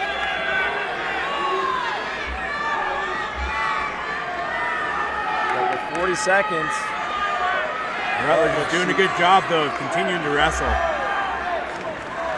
Oh, and stalling. Is that stalling on Cookson? Losing the match and getting a saw call against him. He's getting stretched out there, not giving up the back points, but not doing much to get out from bottom. 17 seconds left. He's got to do something. Stay solid here. Make sure you're not in danger. Less than 10 seconds. 10 seconds to get 1 point. Has the cradle locked up. And a 1-0 win for the Ridgeline team. Mac Rutledge with the win. Bringing home the 1-0 victory. Looks like that stare down worked.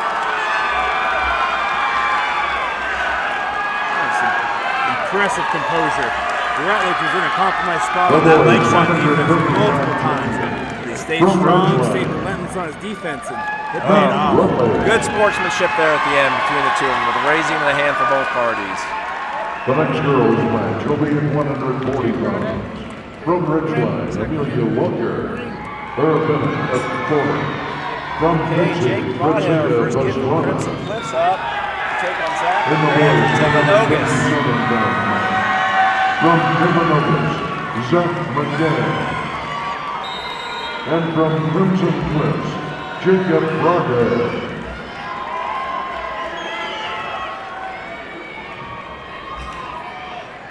Brazina Pastrana.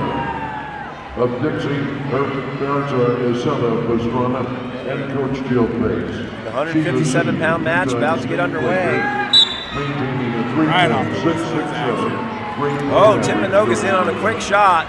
Got the single looking it.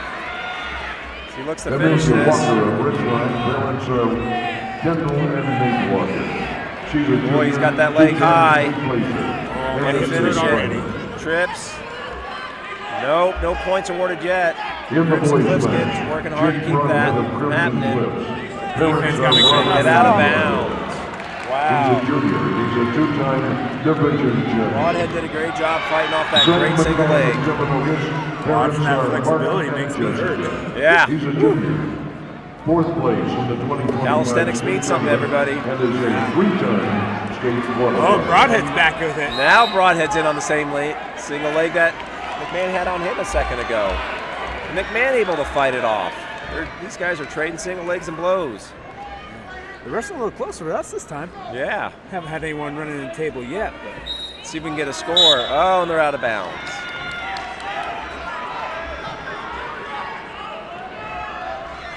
Minute of 5 and 0-0.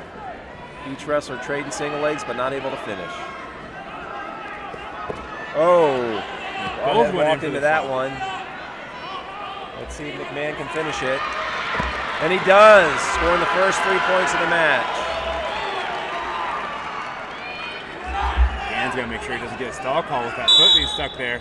And there it is. Great call, Roy. Having that foot stuck up to the opponent's rear end for 5 seconds will get you that stall call. 43 seconds. Broadhead's going to look to see if he can get out and decrease the deficit. Dan's got to work here, so got to work sure his doesn't get a stall. And he does. Man brings him back to the mat with 30 seconds left in the first period. Looking to get out in that spiral ride. Ooh, with the Granby. Good defense. McMahon followed that well. Oh, but Broadhead gets out. See if he can score with 17 seconds left. It's a 3-1 match. That's big to get those scores in those low times in the period. 5 seconds left. See if any theatrics happen here at the end. Oh, Tipanogas tried that high C or that duck under, but to no avail. First period's going to end with Tipanogas up 3-1. Especially these higher level matches, you've got to chip away at the points. A lot of inexperienced wrestlers get down by a few, and they think they've got to earn it all back at once. You see a lot of head throws out of desperation, and they end up getting caught in it instead of getting their own scores. But these high-level athletes, they're understanding it's 1 point at a time to get back to it. Yeah, they're willing to sacrifice a few of those pawns as we get through this combative chess match and be long-term thinkers. Good mat return by Zach McMahon. Jacob Broadhead looking to work his way out of the bottom, avoid an armbar. McMahon back out to that spiral ride. See if he can flatten him out. McCann's keeping good pressure there. Keeping on there. Oh, with the tilt. With the tilt, we're getting some back points. And swipes. Oh, but if we're not careful here, Broadhead could come out on top. Oh, McMahon recovering well. Picking up 4 near fall. 7-1 lead. That's huge in a match like this. Having the chance to score 4 near fall can really put away a match and make a big separation. It's daunting to overcome, but these athletes have shown us at this level they can come back from anything. Okay, as McMahon gets set, we're underway with about over a minute left in this first period. McMahon working that bar again. He's riding hard. That's good pressure there, John. He's got Broadhead flattened out. Broadhead looking, and he's turning him, folks. More back points. But Broadhead may come out the back door on this one. He gave up 4 points to take 2 and gets his back points. What a move by Broadhead. Broadhead can stay patient here. He's got room. He's got to keep that arm from going through. Oh, and he let him roll through. Wow, what an exchange. And at the end of that, we're at 12-7, sorry, folks, with Zach McMahon up. 23 seconds left as the wrestlers go out of bounds. Jacob Broadhead showing us why he chose bottom. Both are neutral, we're underway. Both of them are going into it head-to-head like 2 Rams again. So they both going on that single, but Zach McMahon comes out with the single.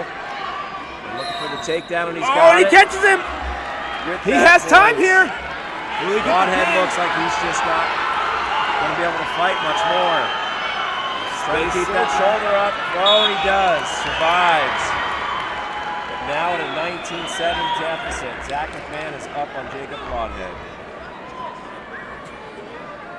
Takedown here will end this match for McMahon. We're in neutral. Dan can stay solid and get to his takedown. He could get his state championship. Broadhead's not going down easy, though. He's in on that underhook. McCann's wrestling a little defensive here. He's got to keep wrestling. Can't just hold his lead. Especially with a chance to put it away with a tech fall. Broadhead trying to work that underhook into a far side pick of some sort, either on the knee.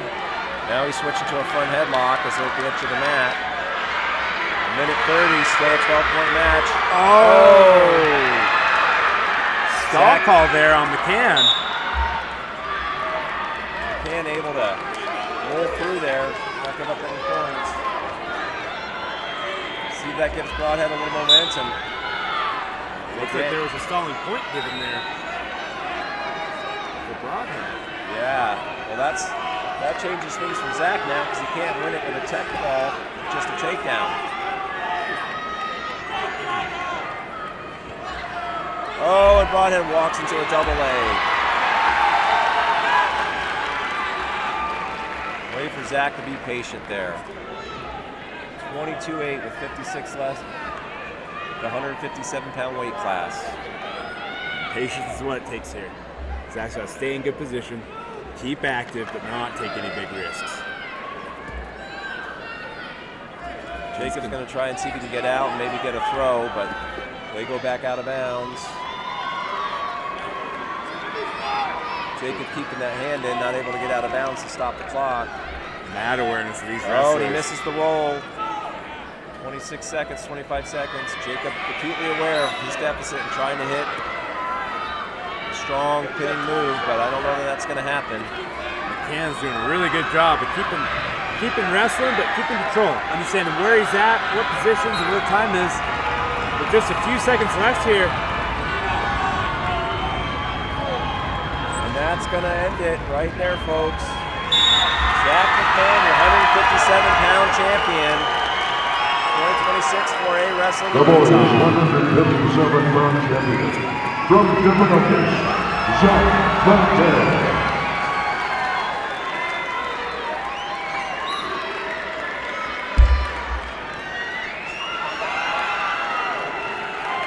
Quickly. Put something to green. Keep him over.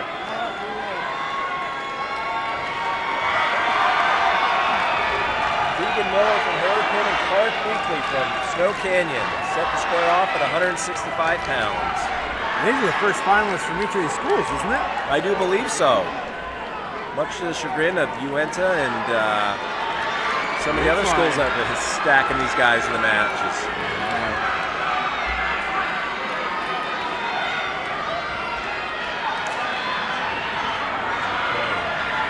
Well, now it's another game of wait and see as the girls on the counter mat finish up their match.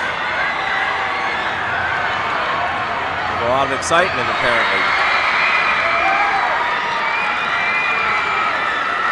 There's a winner on mat 1, so we should be underway here at 165 pounds, real short. The girls 140-pound champion from Ridgeline, Amelia Walker.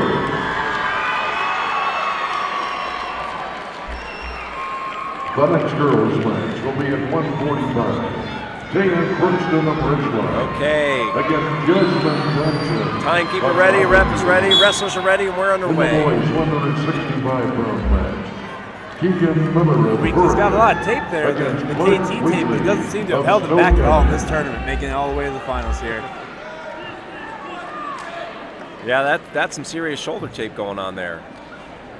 And a lot of circling as we start this match off. Jasmine Townsend of Mountain View. Miller's content though, just control the center of the mat. Yep. Oh. And Jason and Vincent. She's a Clark decided to try to take that back for a second. Little head snap. Neither one seems to be too afraid of the other taking a shot. They're standing pretty close quarters. Not much hand fighting. Miller's really content to keep his hands back and keep getting them tied up. It's almost like he's waiting for a sprawl. Now a little head pushing. Now a little inside ties. The Weekly's also not taking advantage of that on the shots. In the boys' match, Keegan Miller of Hurricane Parents are leading. Can't help but wonder if these guys have wrestled each other before, know a little something about each other. It feels like it. The way they're moving, the cautiousness. He's a Pongo qualifier and a division champion. Okay, ref's gonna tell him to get a little more action here. Craig Wakely of Stone. We understand you guys know each other, but we're here to wrestle, folks. He's a senior. Man, and Miller Played just 6 of this does league not last want to season. engage in those Qualified in tie-ups. both freestyle and Curious to see record. what he's going to Yeah, pull he's out. just got his hands down by his side. An uncommon approach. But when you wrestle like that, you have something that you want. Yep. And you're good at it, especially to make it to this degree. Yep. Oh, there it is. It was the slide by and the arm drag. Well, whatever it was, folks, it works. That was slick. Keegan Miller's scored the first 3 points and put himself in a position to try to work an arm bar.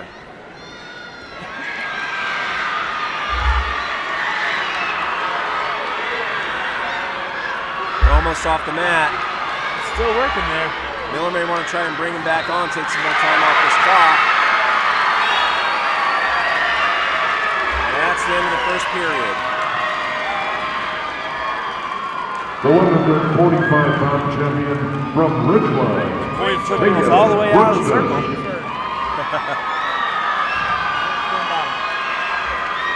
Okay, there was a defer on the coin toss from Clark Weekly. And Keegan Miller's going to go down. Whoa! That was a great one, folks. Right, potentially dangerous once you have Miller an jumping opponent up and completely off. Weekly trying to get those legs in at about 6 feet in the air. Miller is quick at getting to his feet. And again, sort of that off-balance hand. He's not hand fighting under there. He's kind of keeping him out. He's got his own style with those hand fighting, but it seems to work. He's got his first point from this second period. Now he's up 4-0. Miller with the underhook. Oh, Yeah, into but it the was double right leg. there, folks. Oh, and Weekly trying to counter. Taking him back. Wow, great counter move there. Weekly threatened it. Keegan Miller sitting 7-0. Oh, there's an old classic cheer, folks. Wrestle, wrestle, put him in a pretzel. I believe that's the first cheerleaders we've had on our mat here. Yeah. Miller's got the whole support behind him. Oh, with the Okay. Well, things need to start getting better if you're Clark Weekly. He's down 7-0, been hit with a stalling call. When you're down by that much and you're getting called for stalling, the guy on top's making some big threats on you. If he's not willing to move there. Oh, and this could be a reversal, getting into the Merkle. Getting the Merkle position. If he can get his hands locked and get the 3 points of contact down. He's got it locked, but it's a little loose there. Yep. He's trying to bump him. There it is. Got him He's down trying 3 to- points. Oh, unable to get it. Back up. Well fought by Keegan Miller at Hurricane to not give up that Merkle. Weekly could have got a roll there and put him to his back. He had it locked, but it just wasn't quite tight enough for Miller to go over. We're 10 seconds left in the second period. In what's usually a pretty fast-paced weight class, these guys are a little more methodical. Time expiring in the second period. Definitely methodical, but when they choose to go, they're fast. Yep. An interesting choice. Most of these guys like to score from the bottom. But Clark Weekly taking top, see if he can put something away here as he's down 7-0. Tries up, he's in with the double leg ride. He's breaking him down.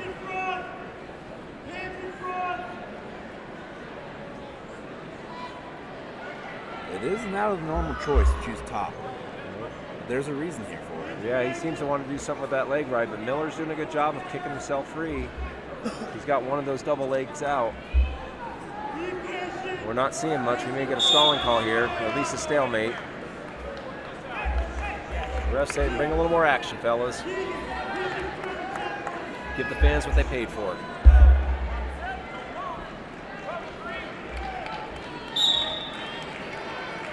Doesn't get the leg ride right in this time. Yep. Trying to hold on to it.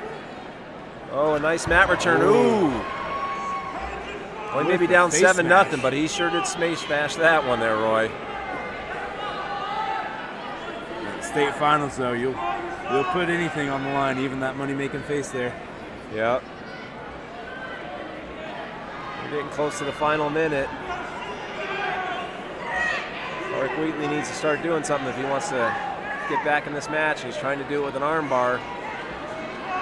Miller's using his hips Now to defend hard. He's got the half with that bar.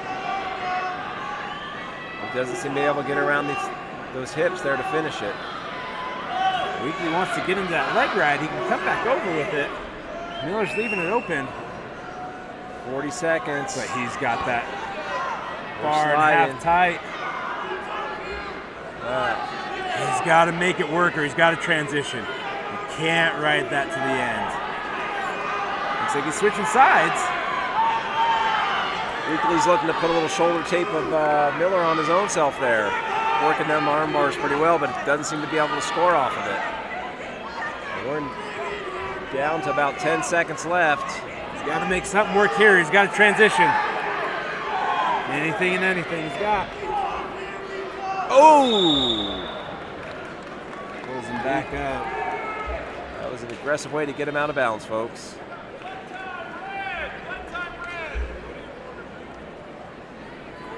We're in blood time, folks. Some blood time and some headgear to fix. Keegan Miller with a little headgear malfunction and a little blood on his forehead. How much time is on the clock?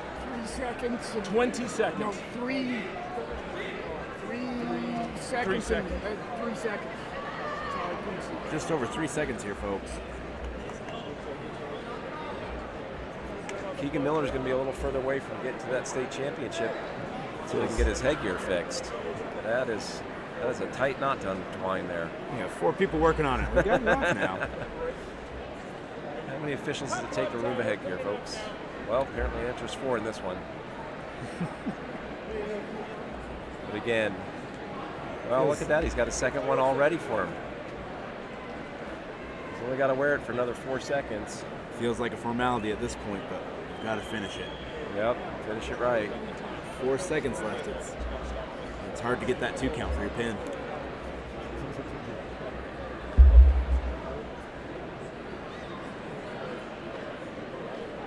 It's good to see the athletes staying in the zone, though. Yep. In a situation like this, it'd be very easy to start celebrating a little early. Yep. And staying in it.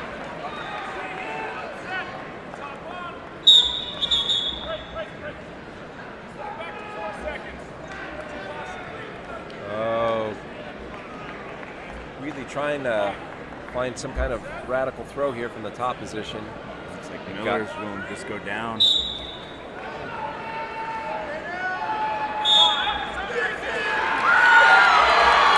And there it is, folks. There's Keegan Miller, your 165-pound champ.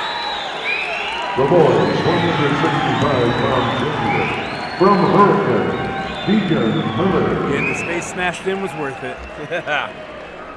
Yep. The next girl Get on top of that podium and all that pain goes away. Sophie It's a moment these Stoddard athletes are going to remember for a long takes time. on 95 of Mountain Crest. In the boys' 175-pound match, Fisher Jolly of Timpanogos against Keaton Cherry and Fisher Jolly up at it. Another Crimson Cliffs wrestler. They threw me off with the singlet color change there. Yeah. She's a senior. She's wrestled all 4 years. These guys from St. George, they've always got something up their sleeve over there. No, wait, we're right into it. I love it. Sophie Stoddard of Mountain View, Robert and Harry are her parents. Oh, these guys are mixing it up. They're not afraid. Both hands are out in this match. Finished 5th in state last season and now being in the state finals. Such a flurry, it's hard to explain what's going on. Yeah. By the time the words come out, they've moved on to the second We've got thing ties, after. we've got... Whoa! Wow, folks. I can't tell which ways this one's going. These are 2 exciting wrestlers, and they know how to bend, twist, and move each other around. Fisher Jolly to score the first 3. He's Good thing someone ended up on top. The way they're going, they're both going to get pretty dizzy there. Yeah, I can't tell you what kind of takedown it was, but it meant 3 points for Fisher Jolly, that's for sure. Now he's trying to work a ride. Oh, he's got that knee bringing in for the cradle. Oh, that's tight. Terry hanging onto that leg, making sure he doesn't get turned. Jolly's going to put that head in the side and see if he can answer it.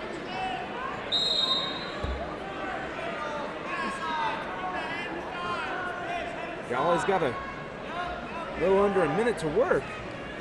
Terry doing a good job with his legs down there to counter. Absolutely.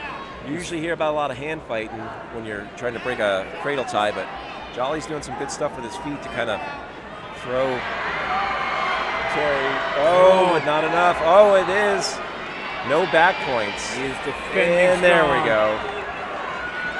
Tipanoga scoring. Oh, it's getting close. Getting close.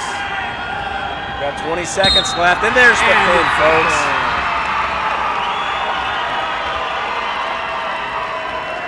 Wow, what a tough one to lose. That was an exciting match. I was kind of hoping that would go on for the full 6 minutes. Me too. From Timbernuggets, 2-time state champion, Fisher Jolly. Plenty of rolls, plenty of action, defensive counters. That one gave the fans their money's worth. It goes to show too, even the basics in the state finals, that's what wins these championships. That and apparently good hair dye. A lot of the fellas have gone with the blonde hair look this year. They have. Seems to be a tradition working its way through a lot of the teams. It does. It seems to be a wrestling thing. Yep. Seeing it more and more. Blondes do have more fun, apparently, Roy. Well, as a man who doesn't really have hair, I'll take your word for it. I look back in junior high and our team wanted to dye our hair black, and I thought that was the coolest thing, and we never did, and didn't have a chance much longer after that. Got to take those moments when they present themselves, Roy. You never know. Absolutely. Okay, well, get to the 190 pounds. Iron Stanford from Mountain View and Lucas Turner from Uinta. Uinta back in the finals here again, making their name known once more at the heavyweights. Getting to the big boys, the combat zone. Like I said earlier, these guys aren't your old school heavyweights. They seem to move a little quicker. They do. A lot of people may call it boring. I call it my style. A lot of position that goes on in there. Some people call it boring, some people call it winning. You take your pick.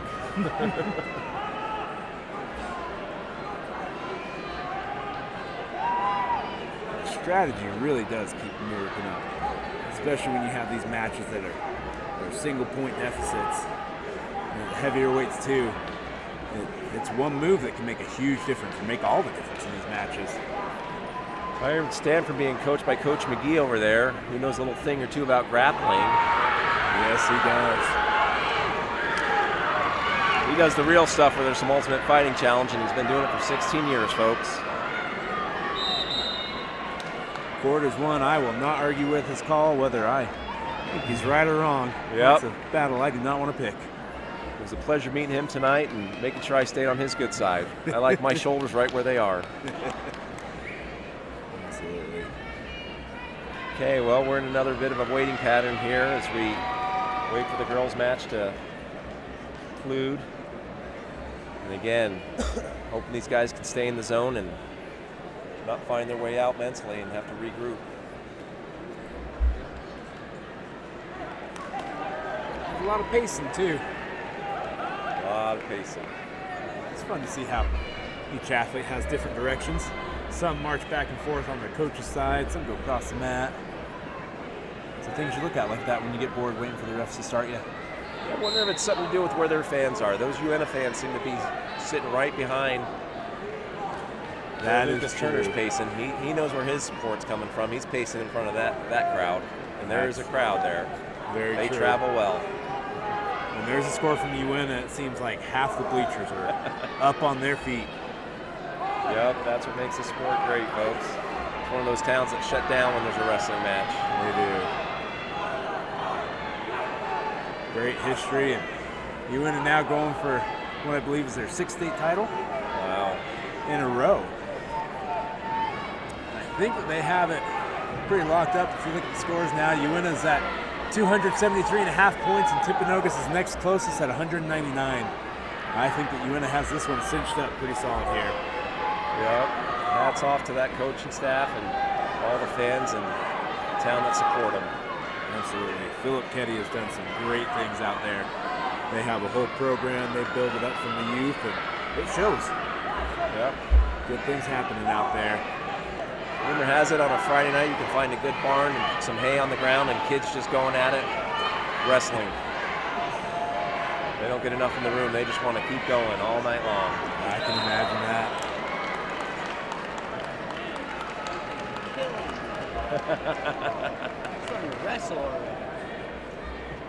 I heard Stanford had something to say about waiting this one out. He wants to get out there and prove himself a state champion. It's nice of him to come over and join us and share his thoughts. He's almost staring down the girls' match, wanting them to go faster. Yep. Looks like he's wrestling with that full cage knee brace. Yeah, and flooding and padding around it. Coming off of probably what's an ACL tear or some kind of surgery. I've been there.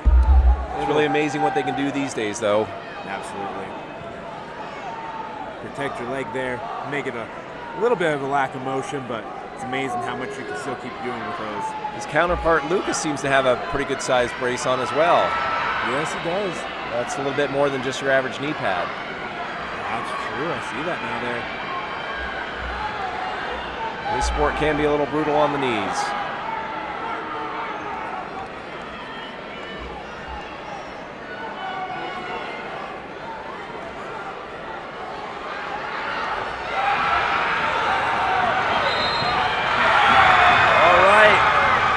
We have a winner on the girls' mat, so that means we're going to be underway here. The 190-pound weight class.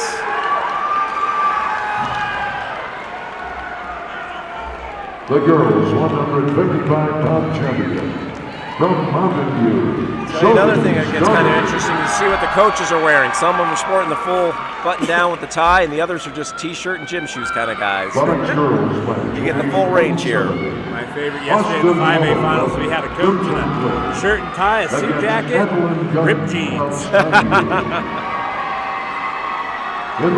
Well, I'd like to think if you were out there coaching, you'd wear the jorts. Some little jean shorts for us, everybody. I have to make a challenge with my team. Everyone makes state finals, we can make that happen. Okay, folks, you heard it. Roy's going to put on the jorts when we get some players in the state finals here. Okay, we're underway at 190 pounds. Stanford being Fire patient. Stanford's got his wish. Let's see if it comes true for him. See if he really wanted this match in a few minutes. He's fighting for some hand control.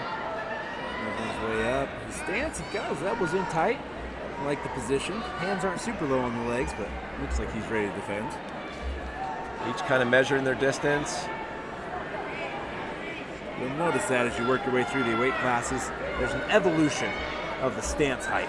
As you get closer and heavier, the stances go a little bit higher up, but a little bit harder for some of these bigger guys to dart underneath so quick. Probably why they both got a knee brace on, Roy. Good point, good point. All right, we've seen a little bit of action. Pretty much sizing each other up. Going for the underhook there. Not able to find it. He went to fending it off. Wouldn't be surprised if the refs ask for a little more action here in a second. We don't see some moves here. Yep, and there we go. Officials tell them to get things underway. Get the fans what they want.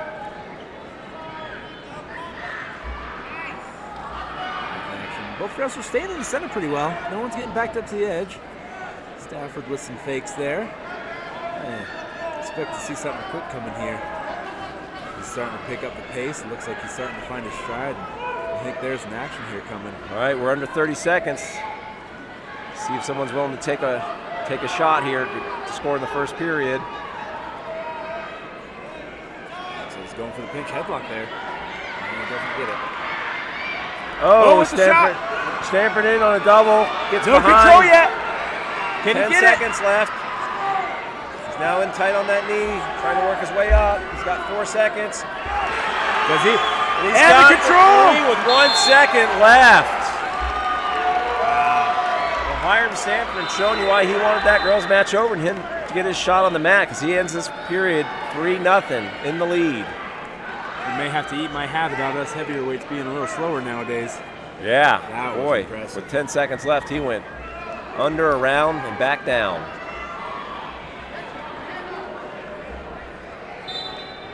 Okay. Lucas Turner set on bottom, and we're underway in the second period.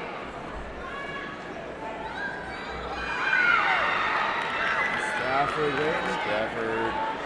Green not willing to turn around, gets a stall call there. Well, that was an interesting move. I'm not sure why he didn't want to escape on that. Maybe these guys have some history and they know what's going on. Yeah. He doesn't have the lead either to want to try and burn the time off. Lucas Turner thought he was out, but he realized he's got to face his opponent, doesn't he? I guess not. Yeah. Maybe that'll happen this time. Okay, there we go. There's the 1 point Lucas is looking for. And he comes off a shot, off that escape, but nothing to avail. Another double leg. This one coming down. Good defense by Turner. Get a little action over here by the table. Almost had the action in our laps. They were coming close to it. 3-1. I had to fix a TV yesterday for one of the matches that ran into it in the state finals last night. It's not fun unless you need a new TV. A couple arms drags traded there. And Turner goes all the way to his hip on that drag, trying to get the trip with it as he goes.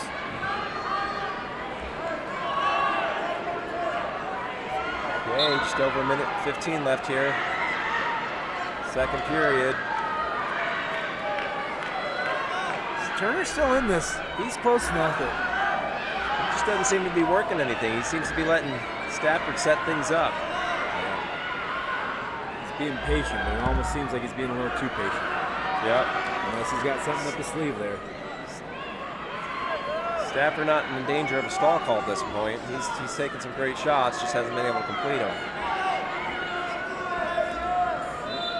There we go. Turner. Always got to be careful here. Upper body ties.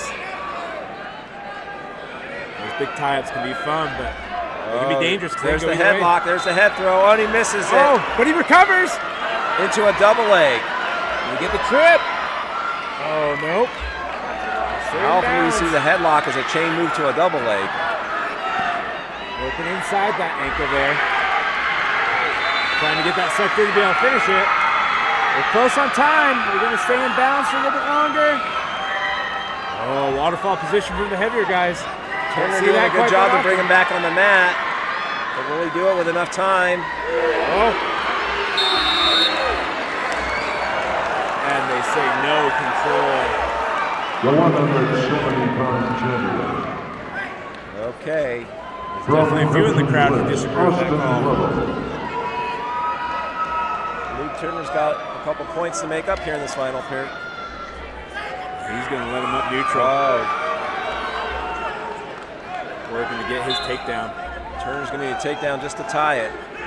He's proven he can do some good things off of there. If he can just get to his offense, it's like good things will happen for Turner. Make it work early on. A little finger bending going back and forth there. Inside ties trading off. Oh, with the shot. Dove a little bit, but he's coming up with it. Wow, that's just strength. That was just one-handed grab. Pull that single leg in. Now see if we can finish it. Stafford's positioning his leg for defense there. Make it Turner carry his weight. Oh, and he comes it through. No control yet, it looks like. No Official control. not willing to give it. Stafford rolling Wow, through. Stafford getting under that leg. Turning it into his own low single. What a move. That was impressive by Stafford to get out of that leg. To now be working to try to submarine his own move. Come out the back door. He can turn and get those hips into it. He'll get his 3, but Turner's keeping a tight hook on that. Turner's got to make sure he doesn't go over his own shoulders. Both men kind of working that leg pass, trading it off. These gentlemen really are going to show that heavyweight wrestling is not the same as it used to be. 3 points. Ties the match up with 30 seconds. Can Hiram Stanford get out and get one? Can Luke Turner hang on? Stafford gets the leg. Turner's got to be careful there.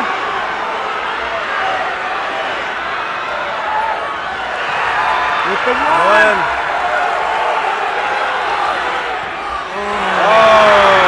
Turner goes big. Desperation throw does not work for Luke Turner. Great match, fellas. I think he was expecting a reset on the out of bounds there, but they never did go all the way out of bounds. Your 190 state champ, The boys. Hiram Stafford, Mountain View. From Mountain View. Now you see why he wanted that girls match to end. He knew he had something in him. He did. Looks like an emotional moment for him.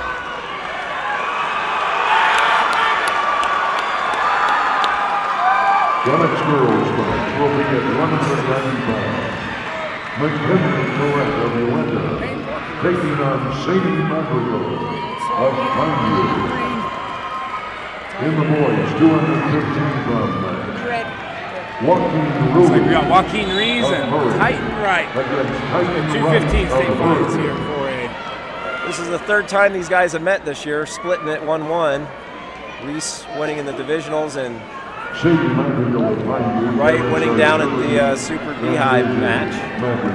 And we have our cheer squad back from her. Well, there we go. Way to go, Hurricane. 2 times state qualified. Bring a little entertainment to the sport. Parents are Trevor Collette and Cheryl Collette and Tara Collette. Sophomore, second at the 2025 Colorado State runner-up. We're about to get underway here. Reese is ready in the center. Reese, a Fargo All-American in Greco-Roman. Let's see if he can use some of that and how Wright will counter it. Going for that 2-on-1 there's Reese. He's not afraid to use that. It's a solid, but he doesn't have the head In position the quite boys right. match at 215. Oh, he almost gets an arm drag out of it. Parents are Brandon and Brendan Ruiz.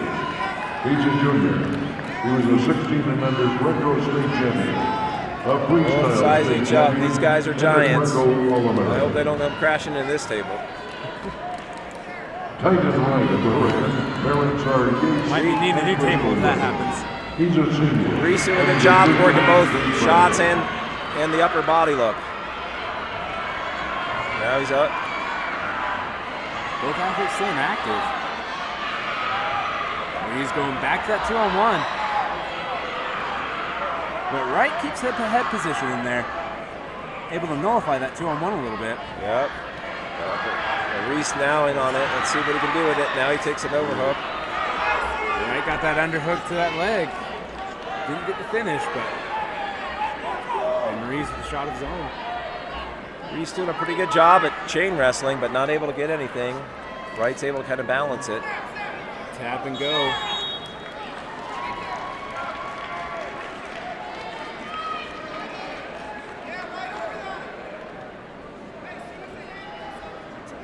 Well, it's no mystery these guys have wrestled each other twice and split it because they're both getting some good action, but being a little cautious, being a little methodical. Trading back and forth. We're going to end the bottom 20 seconds of this match at 0-0. See if anybody can score. Here's with another attempt. Oh, they stay in bounds. No stall call. Seen that happen a lot lately. That shot out of bounds gets kids called for stalling. 8 seconds left in the first period of this 215-pound 4A state championship final. Reese working that 2-on-1 again. Tries a little leg sweep. Time ends. First goes to Hurricane. He's going to go down. He's going to go down. He thinks he can get out. Get his first point.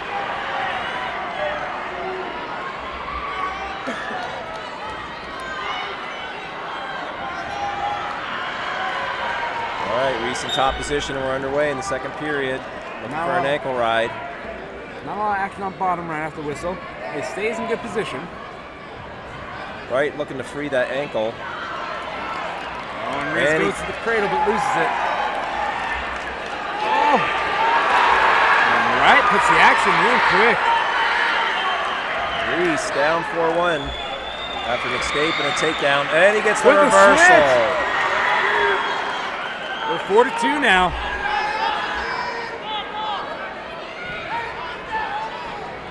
And these guys move, they move. Reese let them loose. 5 threes, he goes to that 2-on-1. Getting that 2-on-1, but he's got to take some action with it. Goes for a shot. Reese being a little more the aggressor here, but Wright staying in the game. 5-2 with 1:10 left in the second period.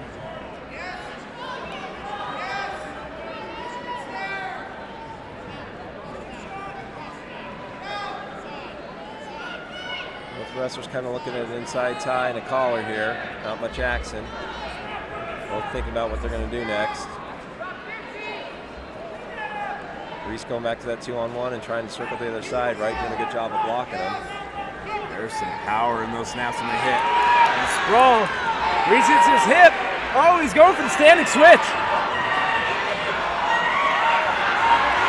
Reese on that leg. He needs to get 2 hands on it to keep that solid. He's getting extended Right out. on that angle.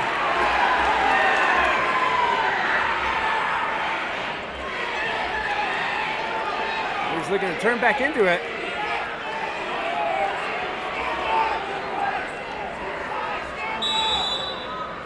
Stall calling Hurricane.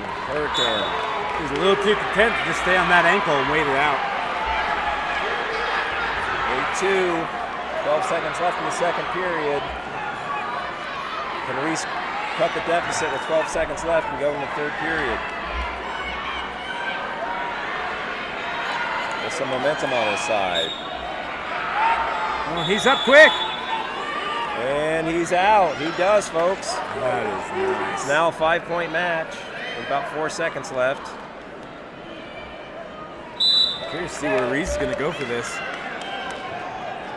Looks like he wants bottom. That makes sense. He's done pretty good off bottom today so far. He can get out. It'll be a 4-point deficit, so he'll have to do some a takedown plus a little something extra.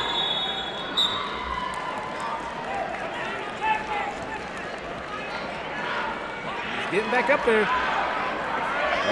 Okay, Reese.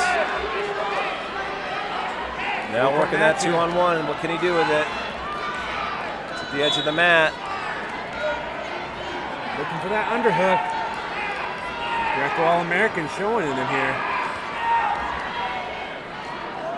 He's got to keep working though. He's getting the positions. And Green gets hit with the stalling because they haven't circled in hard enough. Minute 30. Is Reese dialing it in, or is Wright going to be able to maneuver his way into a state championship title? Hold on to a 4-point lead.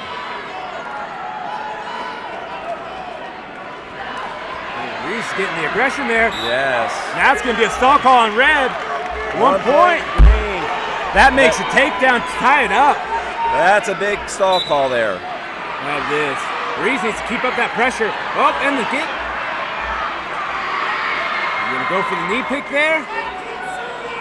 He's got that underhook.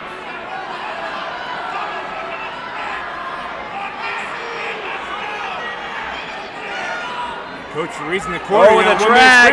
With a drag. Needs to keep his toes in. Oh, toe was out. Reese has proven he can get there. Wright has to keep wrestling here. He's trying to hold on to his lead, and it's not working for him. 53 seconds left here, folks.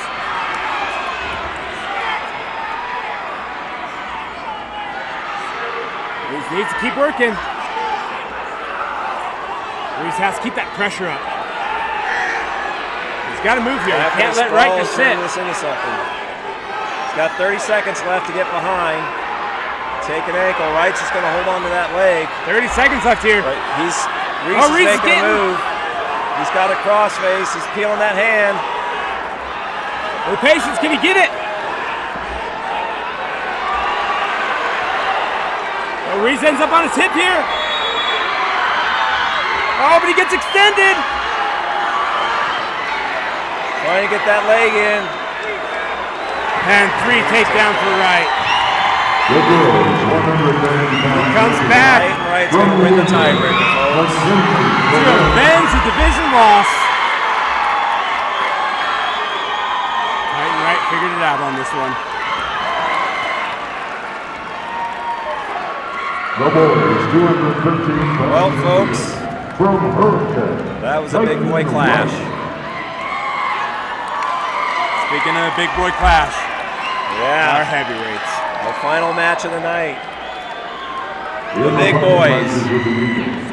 In the girls' match at 235, Jerry Topia proceeded against Katie Young, Uenta. In the boys, 285-pound match, Looks like Uenta started off with the finals and gonna top it off with the finals too. This may be our first appearance with Green Canyon. It might, yeah, I think you're right. No time like the end. She's a freshman. And The refs just said those ankle straps aren't needed for the big boys. Parents are Elsie and Junior. This is going to be quite the match. A senior and a two-time divisional Kate Young returning state champion. Oh, He wasn't the champions in the finals. he's working that underhook. Tanner, a very technical wrestler here. But Kate Young also technical. He's quite the athlete. He uses strength and agility. This will be quite the battle here. Sam Tanner may just go old school country boy style on here and see if he can't just battle through some underhooks. He's controlling it well. Can't get the other one. Kate Young clearing very well. Looking for the body locks. Body locks. This is big boy wrestling, folks. Greco 101. Someone gonna throw it and land it. Caden getting it tight. Tight, but it doesn't have the shoulder in the right spot. Well, if we were in Greco, that'd be a point for a bounce out, but this is high school, folks. We gotta take them to the mat. Oh, and a throw and a miss. Oh, throw and a miss. No slip call here. And there's a pin. Wow. We got to feel for Caden Young. He was the aggressor, and it didn't work out. He got a little anxious there and threw it on the line. Congratulations to both for making it this far. Sam Tanner is your final winner here tonight.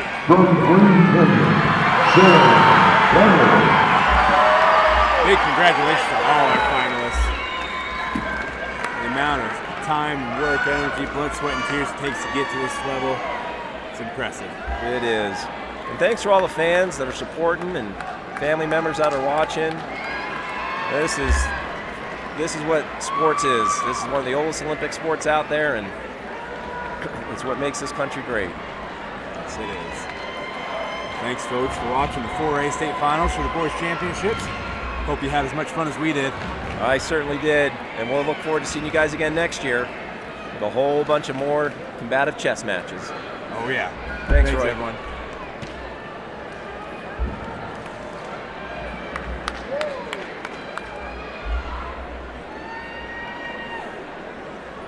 Your attention, please, coaches. Would you please return your outstanding wrestler and coach of the year ballots to the head table at this time? Once again, coaches, would you return your outstanding wrestler and coach of the year award ballots here to the head table. Thank you.